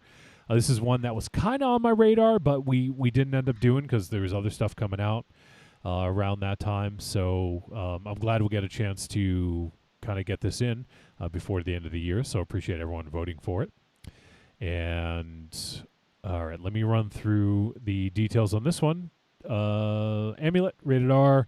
It's about the same runtime as anything for Jackson. I think it was 2 minutes longer, hour 39. And it is written and directed by Romola Garai, I believe is how you say her name. And the funny thing is, I actually recognize her. She's an actress, first and foremost.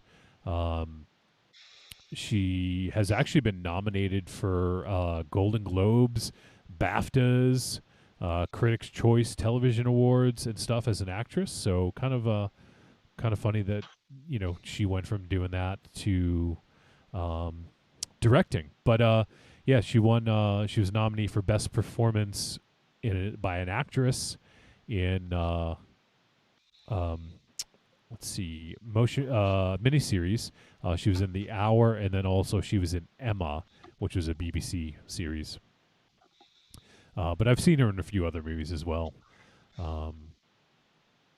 So, anyways, Romola Garai. I hope I'm saying that correctly. And the film stars Carla Juri, Alec Secareno, Imelda Staunton, who I think all you guys probably recognize Sister Claire, right? I did. She looked familiar, but I couldn't place her. She's been in a shitload of stuff, but she was MZ wouldn't know because I'm sure he hasn't seen the Harry Potter movies, but she played Dolores Umbridge in the Harry Potter movies. She was in Shakespeare in Love. She was in, let's see, tons of stuff. Downton Abbey, if anyone has seen that. She was in the Crown TV series. I know I recognize her from some other stuff. I'm just trying to see if anything else jumps out at me. Oh, we lost Aries again? What? Uh-oh. Oh, we lost your video, Aries. Oh, no, I'm here. Sorry. Need to restart it. Yeah, no, I'm sorry. Let's see. No, I'm good. Let me. There you go. Okay. Oh, okay. Yep. Yeah. Oh, sorry. Here we go. Oh, we missed you. Oh, yes. So my pretty face. Yes.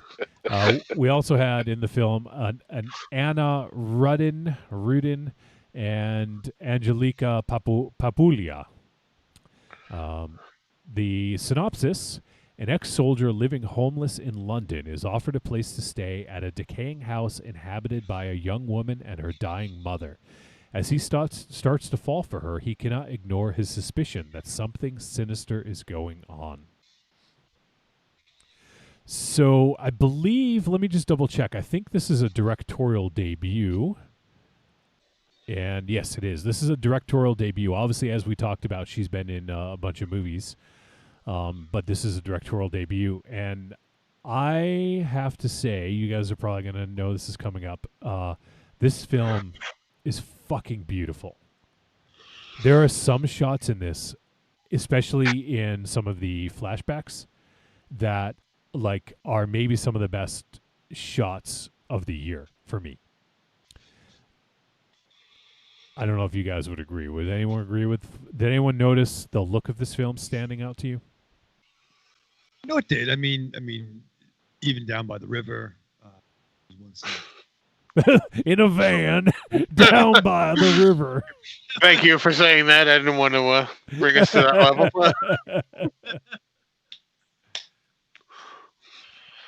No, it's pretty in its darkness. You know what I mean? And it's, macabreness. Well, it was very stark because, initially when we see this sort of like flashback of, so the character was Tomas. When we see him sort of like, I guess it was like a war or some sort of dispute between countries, and he was. What's that? Which wars usually are. Well, sure. I just don't know if it's considered a war. That's what I mean. A police action. Right. So he was sort of guarding this gate, and his goal was not let anyone pass. And it was really in this beautiful forest. I really want to know where that was filmed. It was fucking gorgeous. And so anyways, as he's there, it's just like the mist and the fog with the way that it interacted with the trees was so fucking pretty. I really love the look of this film. And so he meets a character named Miriam, played by Angeliki Papulia. And that sort of is this flashback that we see in his dreams. And then we kind of come to the present day, and he's homeless. And he has this interesting thing where he tapes his hands together, his wrists together, while he's sleeping, which I thought was interesting because obviously he's having sort of night terrors, or he's being haunted by something that he did, and kind of reliving that. And then we also have the appearance of the titular amulet, which he digs up in the forest. We see it in his dreams. So I would love to fucking go into spoilers with this film, but I feel that it would really, kind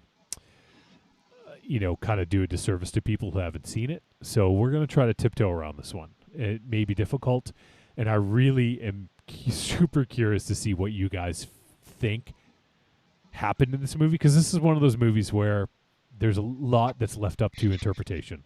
I see Aries smirking. So, do you agree with that, Aries? There was a lot to a lot to be interpreted in this movie. Yes, and so we have Tomas's character is sort of brought because there's a fire in his homeless shelter wherever he is staying, and so he has to run, get away. And before he does, his ears are filled with smoke, and you can tell he's like all kind of fucked up, and he's running away with his hands taped up because he tapes them at night, which made for kind of an interesting dynamic. And then he kind of passes out, and then when he wakes up, we see Sister Claire, who's helping him. And so he goes to the hospital, and while he's there, he's told that he had a message waiting for him, and because he's looking for his bag. And so the message basically tells him that this sister picked up his bag, and so he goes off, and she kind of offers him a place to stay, and to kind of fix up this house and help care for this other this other woman, Magda, played by Carla Yuri. And that's kind of the quick and dirty version. We're gonna have to tiptoe around this one a little bit because of some spoiler stuff.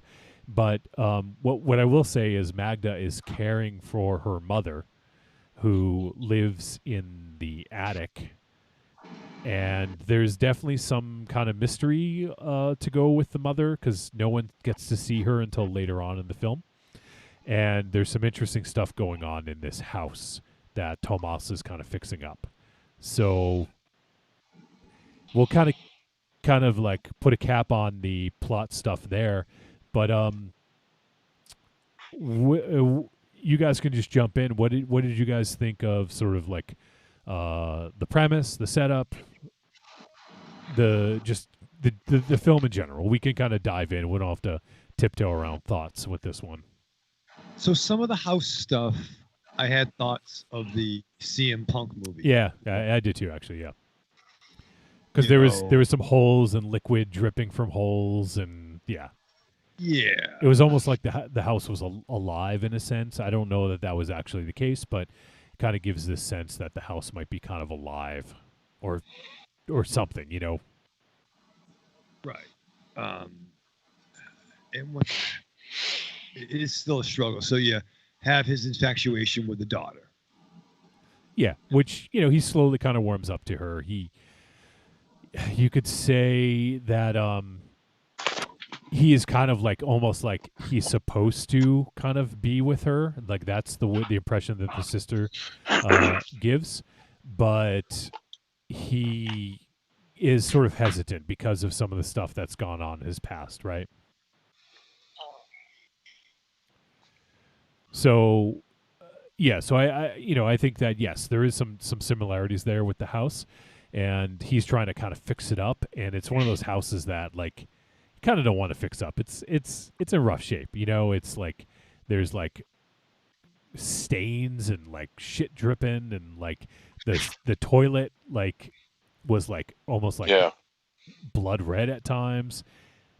Aries, go ahead. I saw you want to jump. Oh no, I'm just okay. sorry. There's one scene where there's something, it's brown, reddish, whatever in the toilet, and he flushes it, and then there's something in the toilet. Yeah. And he reaches into the toilet. There is absolutely nothing in this world that would make me reach into a toilet after I just flushed a brown liquid down.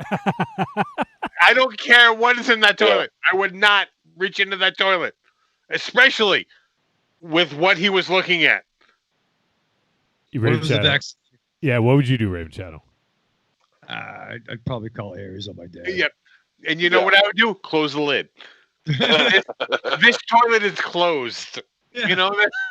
Use downstairs, motherfucker. Yeah, I mean, and this is a guy that's seen war, okay? Yeah. Who's been a soldier and seen war. So, I mean... But still, he's reaching into a toilet that just evacuated a brown liquid. It is true. But sometimes it's instinct, though. Sometimes you're like, oh, fuck, why'd I fucking grab it? Like, you know what I mean? This movie, it really played with me. Just to get away from the kind of plot and just the setting. The setting really messed with my head because it feels like it's a very secluded film. And then when there are scenes where they head out, where a couple of characters head out into the city to a dance bar, and it's like, it really fucked with my head with that, because it was like, this movie feels like it should be very isolated, very secluded, and it's not. Also, it fucks with you. It fucks with my head on the time, because it also feels like a movie that takes place years ago, early 1900s, maybe early 1800s, but instead it's set in today's world. I don't know how they were able to manage to pull that crap off, but they did, and it just messed with me. I'm not saying it's a bad thing. I'm just making a point of it. There is an awful lot to interpretation here, so I think anybody who comes up with their own idea as to what this film is about, they're not wrong. It's kind of like the clue of horror films, where you have all these different avenues where it can end up in so many different directions, and you won't be wrong. Now, as far as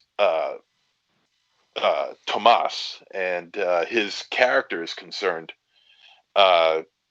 he is dealing with his own personal demons. That's what, which is why he's dealing with, the take risks.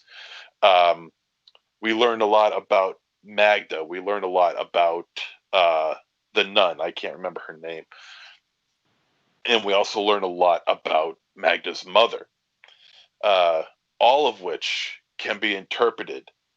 Each character can be interpreted a different way. I think expelling those thoughts could hurt the viewing. Let me rephrase that. I don't think it would hurt the viewing experience of this movie, because no matter which avenue you're going to go down, there's going to be several other avenues which could also be equally correct. I have my own interpretation as to what it could be. I don't want to expel that, though. I don't want to say what that is. Yeah. But there is a lot of really bizarre fuckery going on here. There's a lot that deals with power. There's a lot that deals with food. Food is a very important ingredient in this movie. Literally.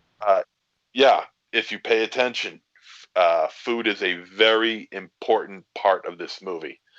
I don't know, man.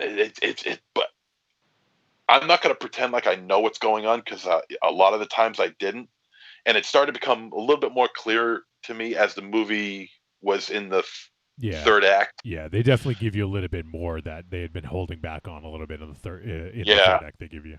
Yeah, they were just fucking with you the first hour. But this movie is just really messed up, but in a good way. It messes with you, and with me in ways that you wouldn't expect a movie like this to mess with you with. But they do it, and they do it really, really well. The score also is a very big indicator. Yeah. The score is also a very big indicator about what's going on. So you got the food, you got the score. Those are two indicators. If you go by those two, you can come up with your own interpretation rather, easily, I guess. And MZ, did you get sort of a European feel to this at times? Oh yeah, well this film, because of the names and because of the language, because it is very broken English. I always look up where a movie like this was filmed, and it was filmed in England, and it was also filmed in the United Arab Emirates. Oh, that's probably where they did some of the war footage. Yeah, maybe. Yeah. Yeah, that's what it looked like. That's what it looked like too, and very well done, nicely shot. A visually cold film.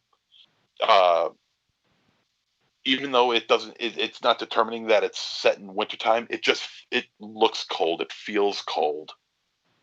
It's a very open movie.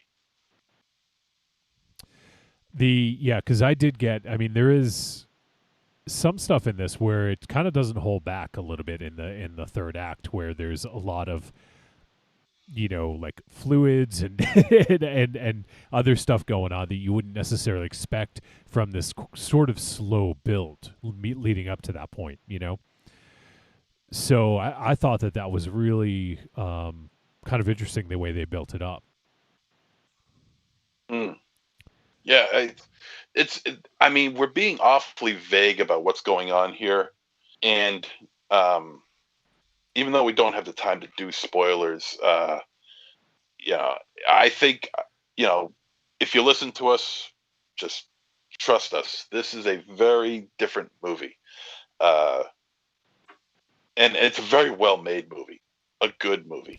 Yeah, just a really fucked up good movie. I wish I could even talk about some of the themes, but I feel that it would maybe give a little bit too much away in the third act. But one thing I will say is that there's definitely sort of like some folklore, sort of how do I say without like definitely some sort of folklore going on here, because I mean the film is called Amulet. Keep an eye on the amulet and some of the imagery that revolves around it. I want to talk about the final act, but there is, we see a character in a different way at the end, which I thought was really fucking cool and interesting the way they did that, the way they pulled that off. Yeah, right. It looked really awesome, very well shot, and it carries a lot. It carries a lot of what you just saw in the past hour and 15, and 20 minutes. Yeah, it was really well done, and and you talked about the score. I fucking love the score. Right at the very first note, as soon as this movie opens, like it had that, like it had me, like the very first note, and then when we saw this forest, it just fucking pulled me right in. It had me from there, and. I think that there was definitely. It's not a perfect film. I think they could have been a little more free flowing with sort of what the filmmaker had intended. I think it would have been better if there was a little bit more in terms of like really kind of like what I'm looking for. Solid sort of ideas about what happens. But I think there's enough there to grab onto. You just have to be really observant. This isn't the kind of film you can, kind of like look at your phone every few minutes and, and just kind of pay attention because you're just going to be like, what the fuck is going on, So you got to be all in on this one. And I think that if you watch it from the beginning and get that, like with the opening music and the opening shot, I think it'll get most people's attention. Hopefully it'll hold it. But no, I thought that this is a really interesting film. So I want to get some more thoughts from Raven Chat on Aries before we head to a verdict on this one, because I know you guys haven't said a ton yet. Raven Chat, you got anything to say about Amulet? Yo, dog. No. Yo, no, I mean, you want that figure? You want that figure that he had? That action figure wanted Black Series or a 6-inch?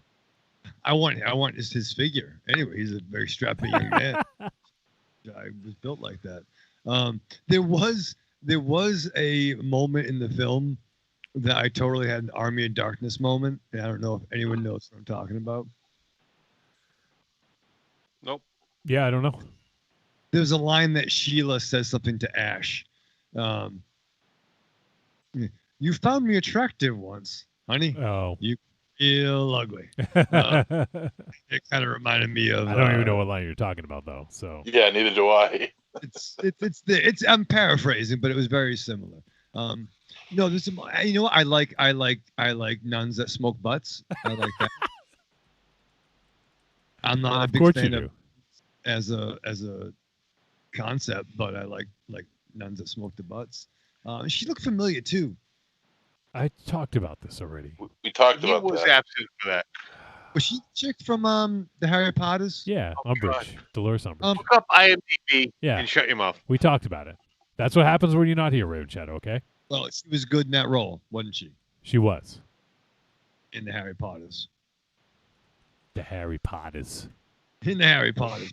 Well, no, I'm trying not to spoil it, man. I think no, the sound is the music's good, the scenes are good.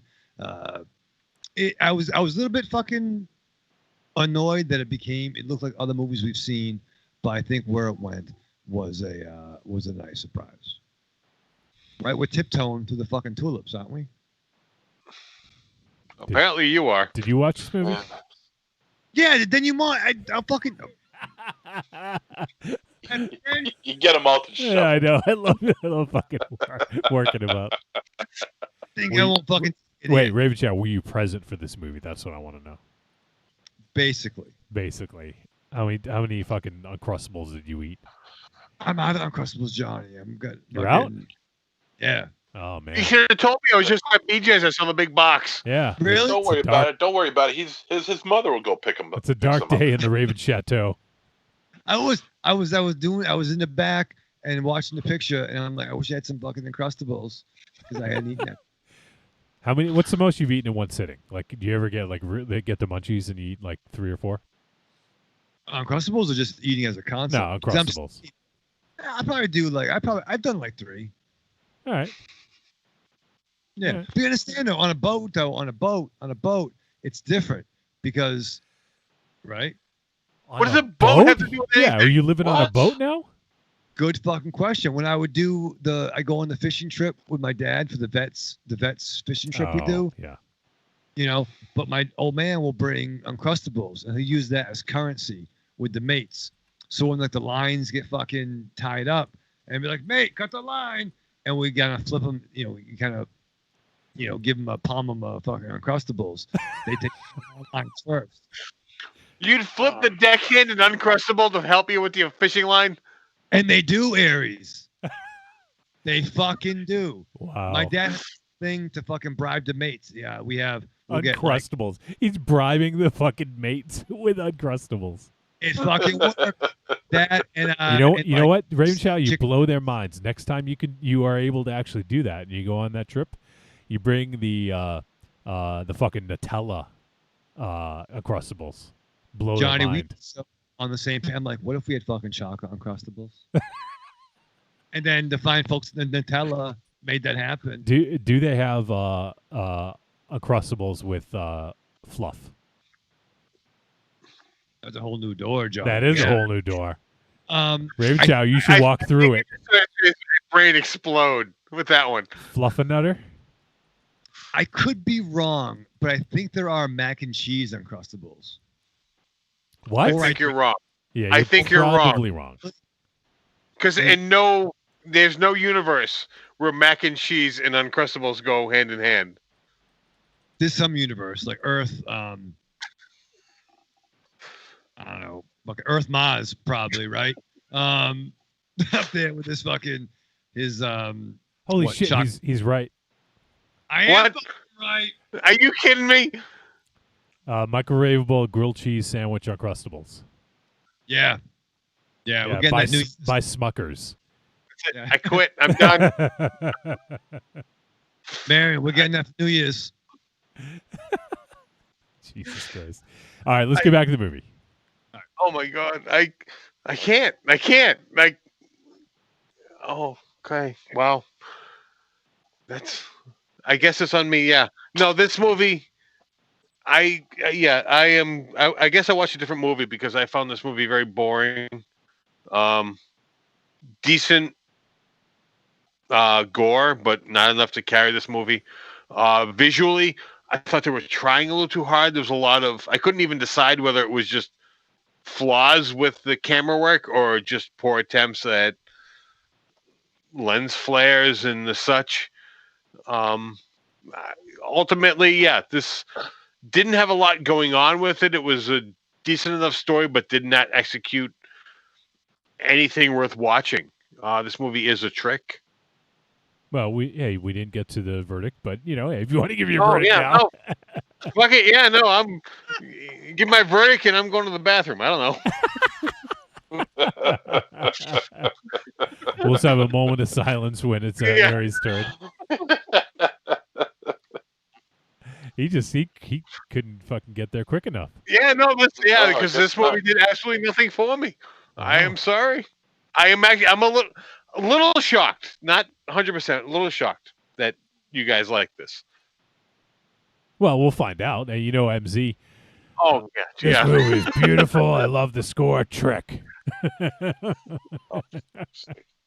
Although, to be fair, it hasn't happened in a long time, MZ. So, all right. Do you guys want to just head to the verdict, or is there anything else that need to be said? Yeah, sure. Harry's got to take a dump. Yeah, I got nothing. Hey, I just said bathroom. I know you want to picture me sitting in the toilet, but yeah. Oof. As if there's a day that I don't think that. Get out, bro. Trick or treat, baby. I wonder if people would say you're a trick or a treat.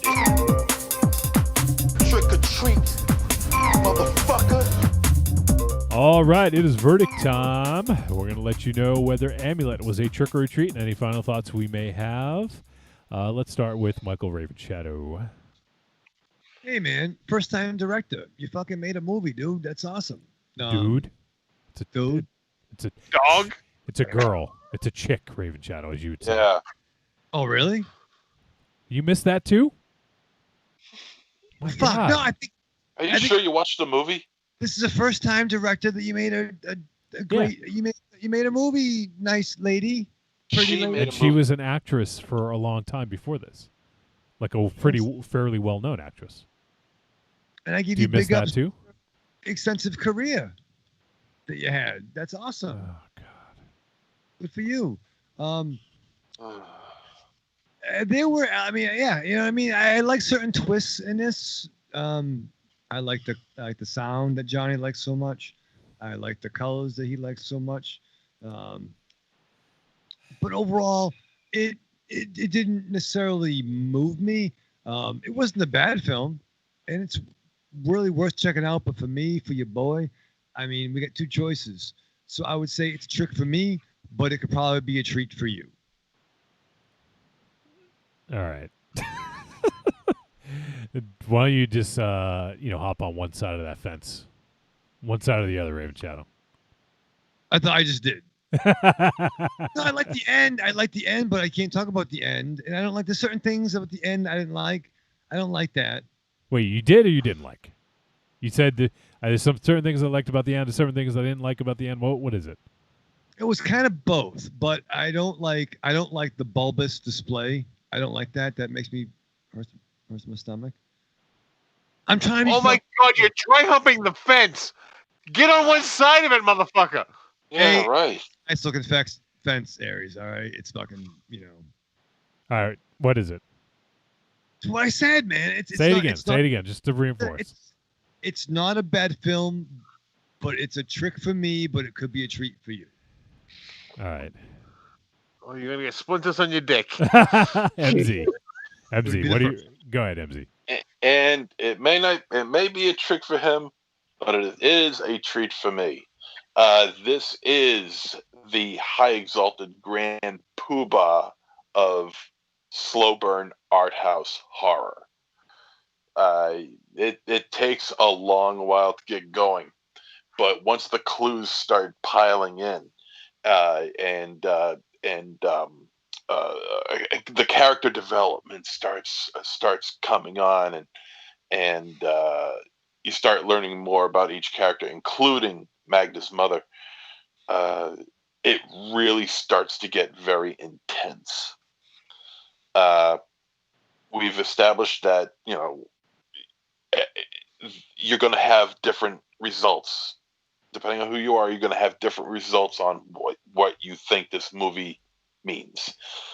And I think that's a lot of fun, because even if that wasn't the director's intent, there are going to be different interpretations as to what this is, because a lot of it is just left open.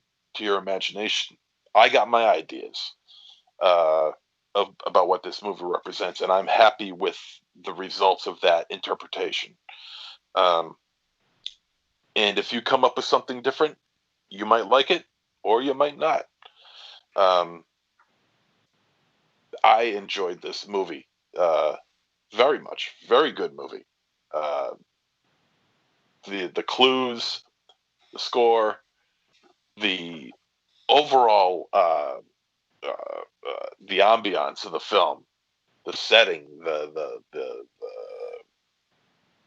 the atmosphere in this movie it almost chokes you. It's very well made. I did enjoy this. This is a very big treat for me. All right.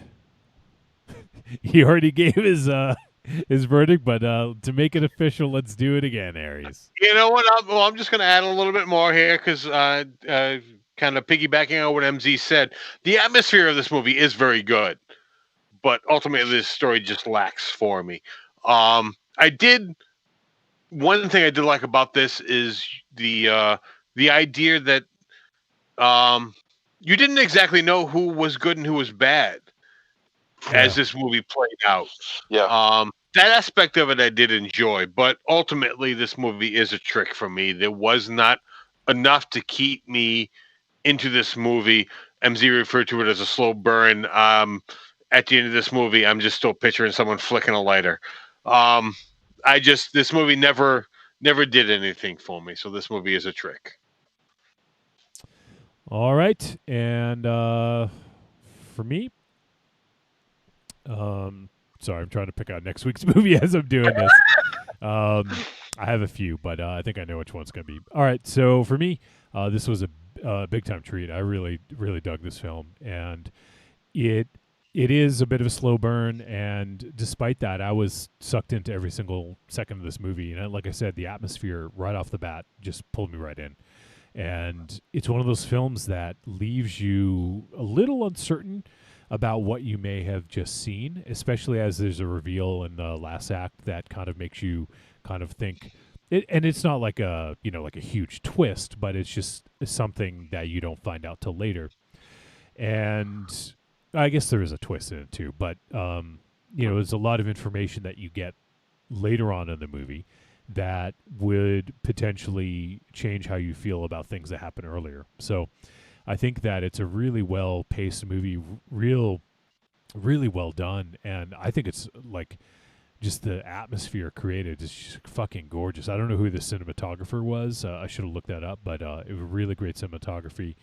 Really well shot, great score. It just had a lot of great things going on. You're right, MZ. It is like a slow burn art house film with some great moments of horror and gore in it as well. And on top of that, it's got this other sort of layer underneath it of, if you want to dig a little bit deep into what's going on, if you want to put on your monocle, there's a lot there to digest. So yeah, this is a big treat for me. So I recommend people check out Amulet. But there you go. We got, kind of split down the middle, half and half. Me and MZ really enjoyed it, and the other two not so much. So, all right. Well, that is going to do it for our discussion of Amulet. I'm actually going to hold off to pick the movie until I play some of the voice messages, because I think I have the one, but I just want to make sure it's available widely for everyone to check out. I believe it is, though. And so let's get to some voice messages now, though. And let's see. Let me see who I want to kick it off with. Let's kick it off with the person Raven Shadow calls out to several times a show. It's like Sanford and Son, when he calls out Elizabeth. This is Raven Shadow's Elizabeth. Let's hear from Evil Corny. Hey guys, this is Evil Corny. This week I'm giving both films a treat. I really enjoyed both of them. Creepy Girl suggested I watch Anything for Jackson like a couple of months ago. And overall, it's parts of that film I kind of think about from time to time. parts of it I thought were kind of scary. And I tend to watch a lot of films, but I thought some of the characters were kind of done real interesting in that film. And then with Amulet, I thought it was a slow burn, but it paid off. I really enjoyed, like I said, I really enjoyed both of them. I hope everybody out there has a happy new year. And I hope 2021 is a way better year than 2020. You all have a good one. Evil Cornet out. What up, Raven Shadow? My dude. Yeah, Wolfie, you, Aries, and MZ, y'all have a good one also. Later.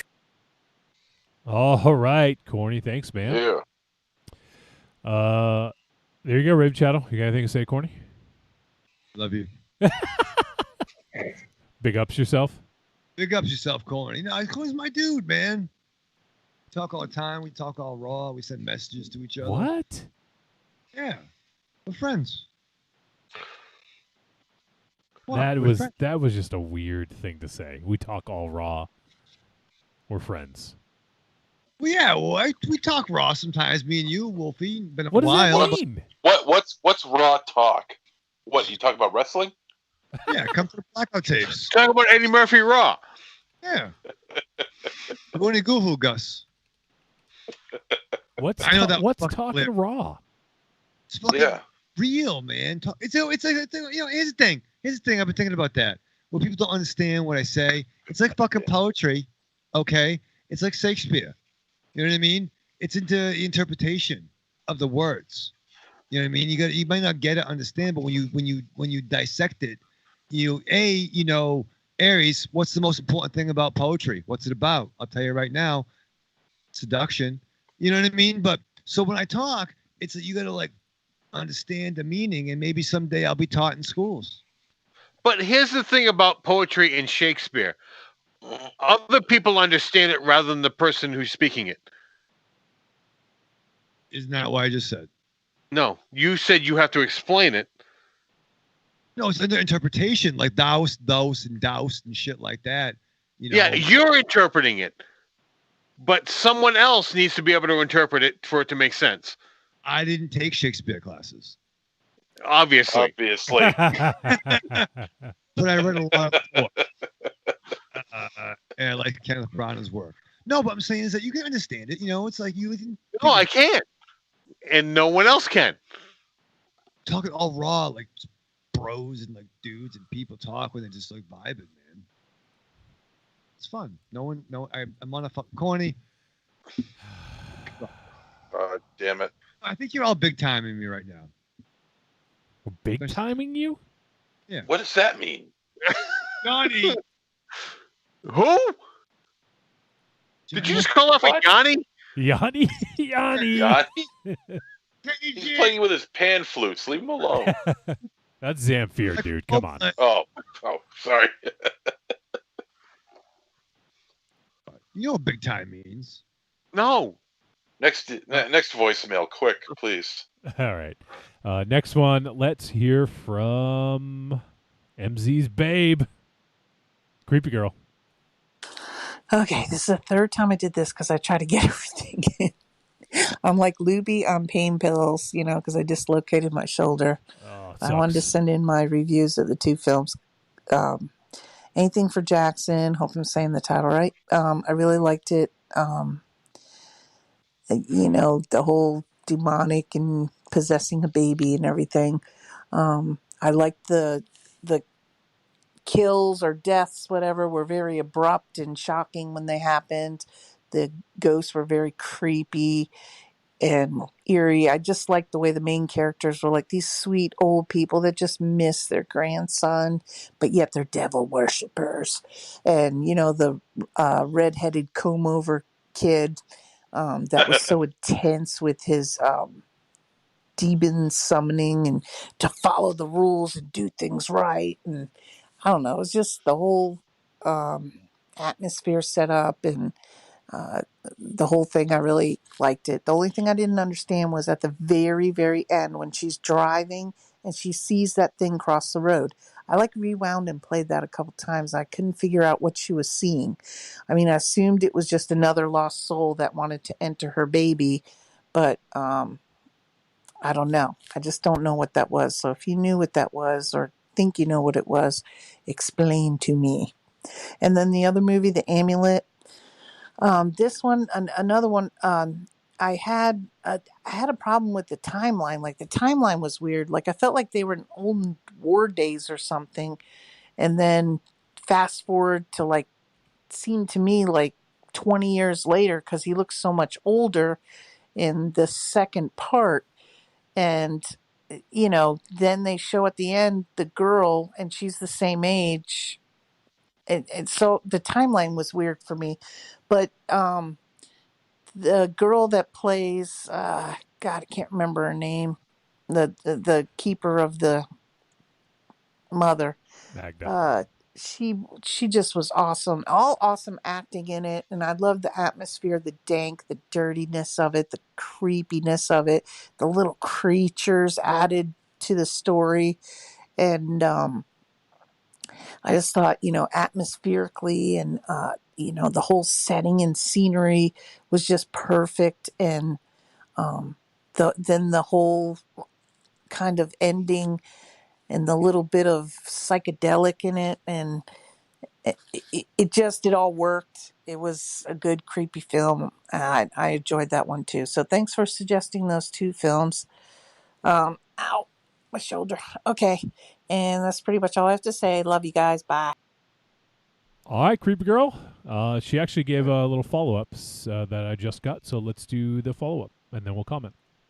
Okay, part 2. After hearing your review and Corny's review, I just want to say, like, wow, I can't believe everybody thought it was a slow burn. I thought there was always something happening in it, and I think there was an important message in it about evil. I mean, there's true evil.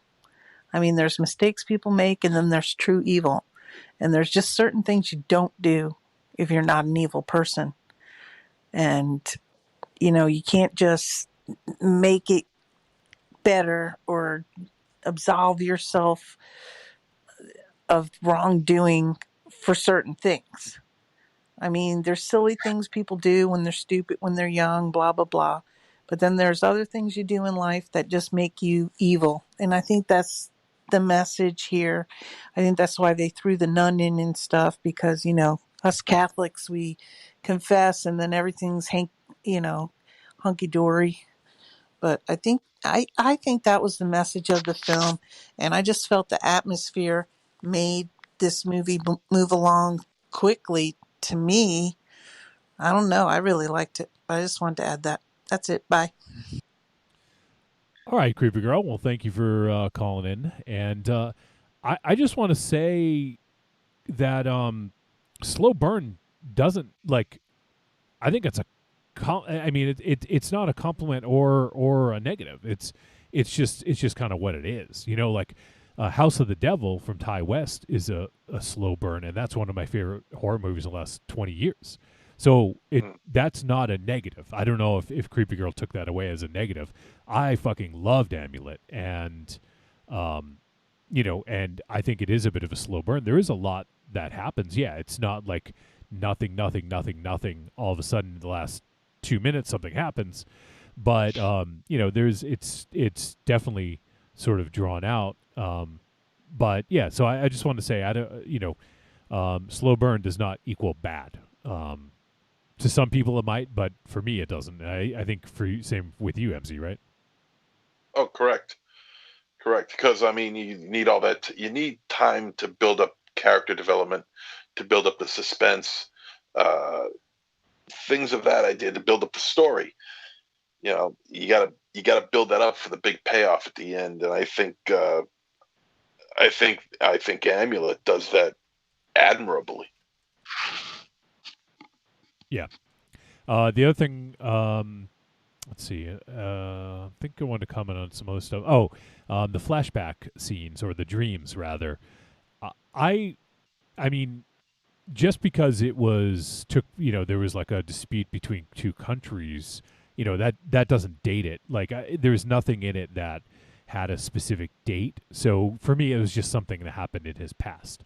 And, the difference is he is clean shaven in one, and the other he has a beard. So We don't know how long of a time passage there was. It could have been 6 months. It could have been 5 years. I don't think it would have been more than 5 years necessarily. So. Well, I think unless Creepy Girl's just saying that guys with beards look older. Is that true, Aries? The beard adds, 20 years. I'm only 25. oh, of course, yeah. But you're married too, so. All right, so thank you, Creepy Girl, and we appreciate you calling in, leaving your thoughts, and glad you dug both flicks. All Thanks, right. Brad. Please, by the way. Say again, Raven Shadow? Feel better. Yeah, absolutely. That's yeah, right. That sucks that she dislocated her shoulder. So take it easy and heal up quick. It's kind of funny. You both were on the mend at the same time there, MZ. I don't know what to think about that. Yeah. Why? All right. We got one more voice message for you guys. You, MZ, Aries, and Raven Shadow. I'm going to start playing the voice message, and you guys are going to cut out for a moment because my iPad's about to die, so I'm going to switch over to my phone. So you guys might hear a cutout, but no one else out there will know anything. But just wanted to let you guys know. So let's hear from our boy. We haven't heard from him in a few weeks, but interested to get his catch up on some films. Let's hear from Arkham Josh. Hey, Trick or Treat Radio guys, it's Arkham Josh here. Sorry it's been so long since I've been in touch, but just things I've been kind of busy around here. Still kind of taking care of house things and getting organized and set up and all that stuff.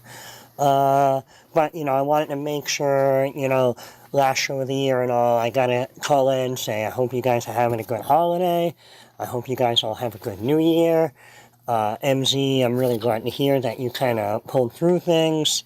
I figure I'll catch up on some of the films that I have been able to see. I haven't watched everything, but kind of gave up on trying for a little while. But, so here are my quick thoughts and some highlights. Possessor Uncut, it's fucking awesome. High recommend, treat. And it's great all around. Liked it. New Mutants. I'm just going to preface by saying I am not really familiar with the characters or the comic series. So with that said, I actually very much enjoyed the film. I found it very entertaining, and from somebody who didn't know any of the characters, it was easy to follow, and if they made more, I would check them out. So again, I would say that's a treat and a recommend. I know there are some people that have some criticisms based off of coming from the comics, but like I said, I'm completely unfamiliar with everything going on in there, so I thought it was good and it was entertaining. Thought it had some really good visuals and enjoyed it. Let's see here. Then Beast Mode. Big thumbs down. Yeah, I don't know. I think you guys pretty much, thought the same. I think the only good thing about it was that Jamie Duvall got a job, and Ray Wise had fun for one scene. Other than that, everything else about that movie kind of sucked. And it's just really unfortunate to see that, Jamie Duvall gets such a large role in a film, and it's really bad because he's seriously probably one of the nicest people in the film industry that I've ever met. So, all right. So that one is a trick and a not recommend. Hausu, fantastic movie, worth watching over and over again. And, I don't know, just a lot of fun, definite treat and recommend. Let's see, Arch Enemy. It was a fun film. It didn't completely work for me with its back and forth between the animation and the live action. Mainly only because, the style of animation didn't really work for me. Other than that, I thought it was a very interesting story, and I thought it was well cast. So it's gonna get a treat, but not like a full-on recommend. I've said this before, if it pops up on a streaming service you already pay for, you might as well watch it, but don't go on your way to see it, kind of thing. So I think that same week was Castle Freak, and Man, was this disappointing. This movie looks amazing. Yeah. It has some great photography, great special effects, great locations. Just everything else is just crap, and it's a trick and not a recommend. All right, so let's see here. What else? Well, I think this week you're doing Anything for Jackson. Steph and I watched this last week, and this movie's just fantastic. Completely knew nothing about it. It popped up on Shudder, and this is a great engaging story, some really good effects, some great acting. So Anything for Jackson is going to be an all-around treat and recommend. And I think that kind of brings everything up. I did also want to throw in as a little thing, because I know, Johnny, you gave MZ and Raven Shadow a hard time about this, but I guess I'm in their boat because I tried to watch Death Saber and I couldn't get the subtitles to work either. So I gave up, and after listening to last week's episode, I don't think I'm ever going to bother going back. But so I just want to say, guys, I understand, I don't think it's anything to be belittled over. So, all right, I hope everything's going great with you guys. I hope the New Year's is good. I hope everything gets better for all of us in the coming year. And I don't know. I guess I'll talk to you soon. I should be back on track, getting things a little bit more regular. All right? Have a good one. Bye. All right, Josh. Thanks, man. He gave a big rundown of a bunch of flicks that he watched. So we appreciate that. He did pretty good keeping up. That's what I love about Josh. I mean, Josh is like fair and balanced down the middle, but he covers a lot of bases, and I like that about him. And I hope that he gets more regular in the new year. Maybe more Brand will help with that. But no, I think he's awesome. I love his insight. He's a very smart guy. Yeah, he is a smart guy. All right, so we appreciate everyone who left a voice message. Let me just double check and make sure. Yep, okay. Just want to make sure we didn't get anything new in the last few minutes. All right. I'm still torn on this film. The one I actually wanted to do is not available. It's only playing in theaters. I thought that they may have released it on VOD, given, the state of the world, but I guess they didn't. So, man, this is a tough one. Do you guys want? I'm not going to a theater. No. I moved away from that one, so we're not doing that film. Yeah, but it's between a couple different ones here that have got reviewed fairly well and are showing up on some best of lists that we just didn't have time to do in 2020. So want to jump on in 2021. Do you guys want something maybe slow, maybe a little bit more action packed? Fuck it. I don't care. I know you don't care, and I'm not gonna do this. I'll just pick. All right, let's do. It's another horror movie, obviously. We're gonna do one that got some pretty good reviews and was directed by the director who did The Strangers, Brian Bertino. Did you like The Strangers, MZ? I forget. I thought it was okay. I think it's a little overrated. Yeah, that's one that gets talked about a lot. Yeah, definitely gets overrated probably. Another one he did was The Monster, which we did review on the show a couple of years ago. That was the one with the movie that took place in the car with the mother and the daughter. I don't know if you guys remember, but anyways, we did. No, but we did The Monster a while back. But let's do his new flick. It's been getting some pretty good reviews and showed up on some best of lists, and it's called The Dark and the Wicked. So we'll do that next week, and that leaves us a few more heading into January as well that we can jump onto. And then one I'm really looking forward to is later this month. I'll just say right now, because I think everyone knows if they know it's coming out, we're definitely doing it. Psycho Goreman from Steven Kostansky. From Astron 6, his latest film, Psycho Goreman's coming out later in January. I can't fucking wait for that. So, we will be checking that one out for sure in a couple weeks. But next week we're going to do The Dark and the Wicked. So we'll check that out. All right. Well, we appreciate everyone sending in their voice messages. Love hearing from you guys. And like I said earlier, if you want to get involved on the year-end show, give us your top 5 list. Whether it could be anything, any top 5 in the world. It could be your favorite top 5 moments of the blackout tapes. It's about to happen. It could be anything. So send us a top 5 list of anything you want for the year-end show. If you send that, just in the subject, put year-end, or in the body of the message, just let me know it's for the year-end show. Or if you want to, send us your top 10 films of the year for the Patreon special.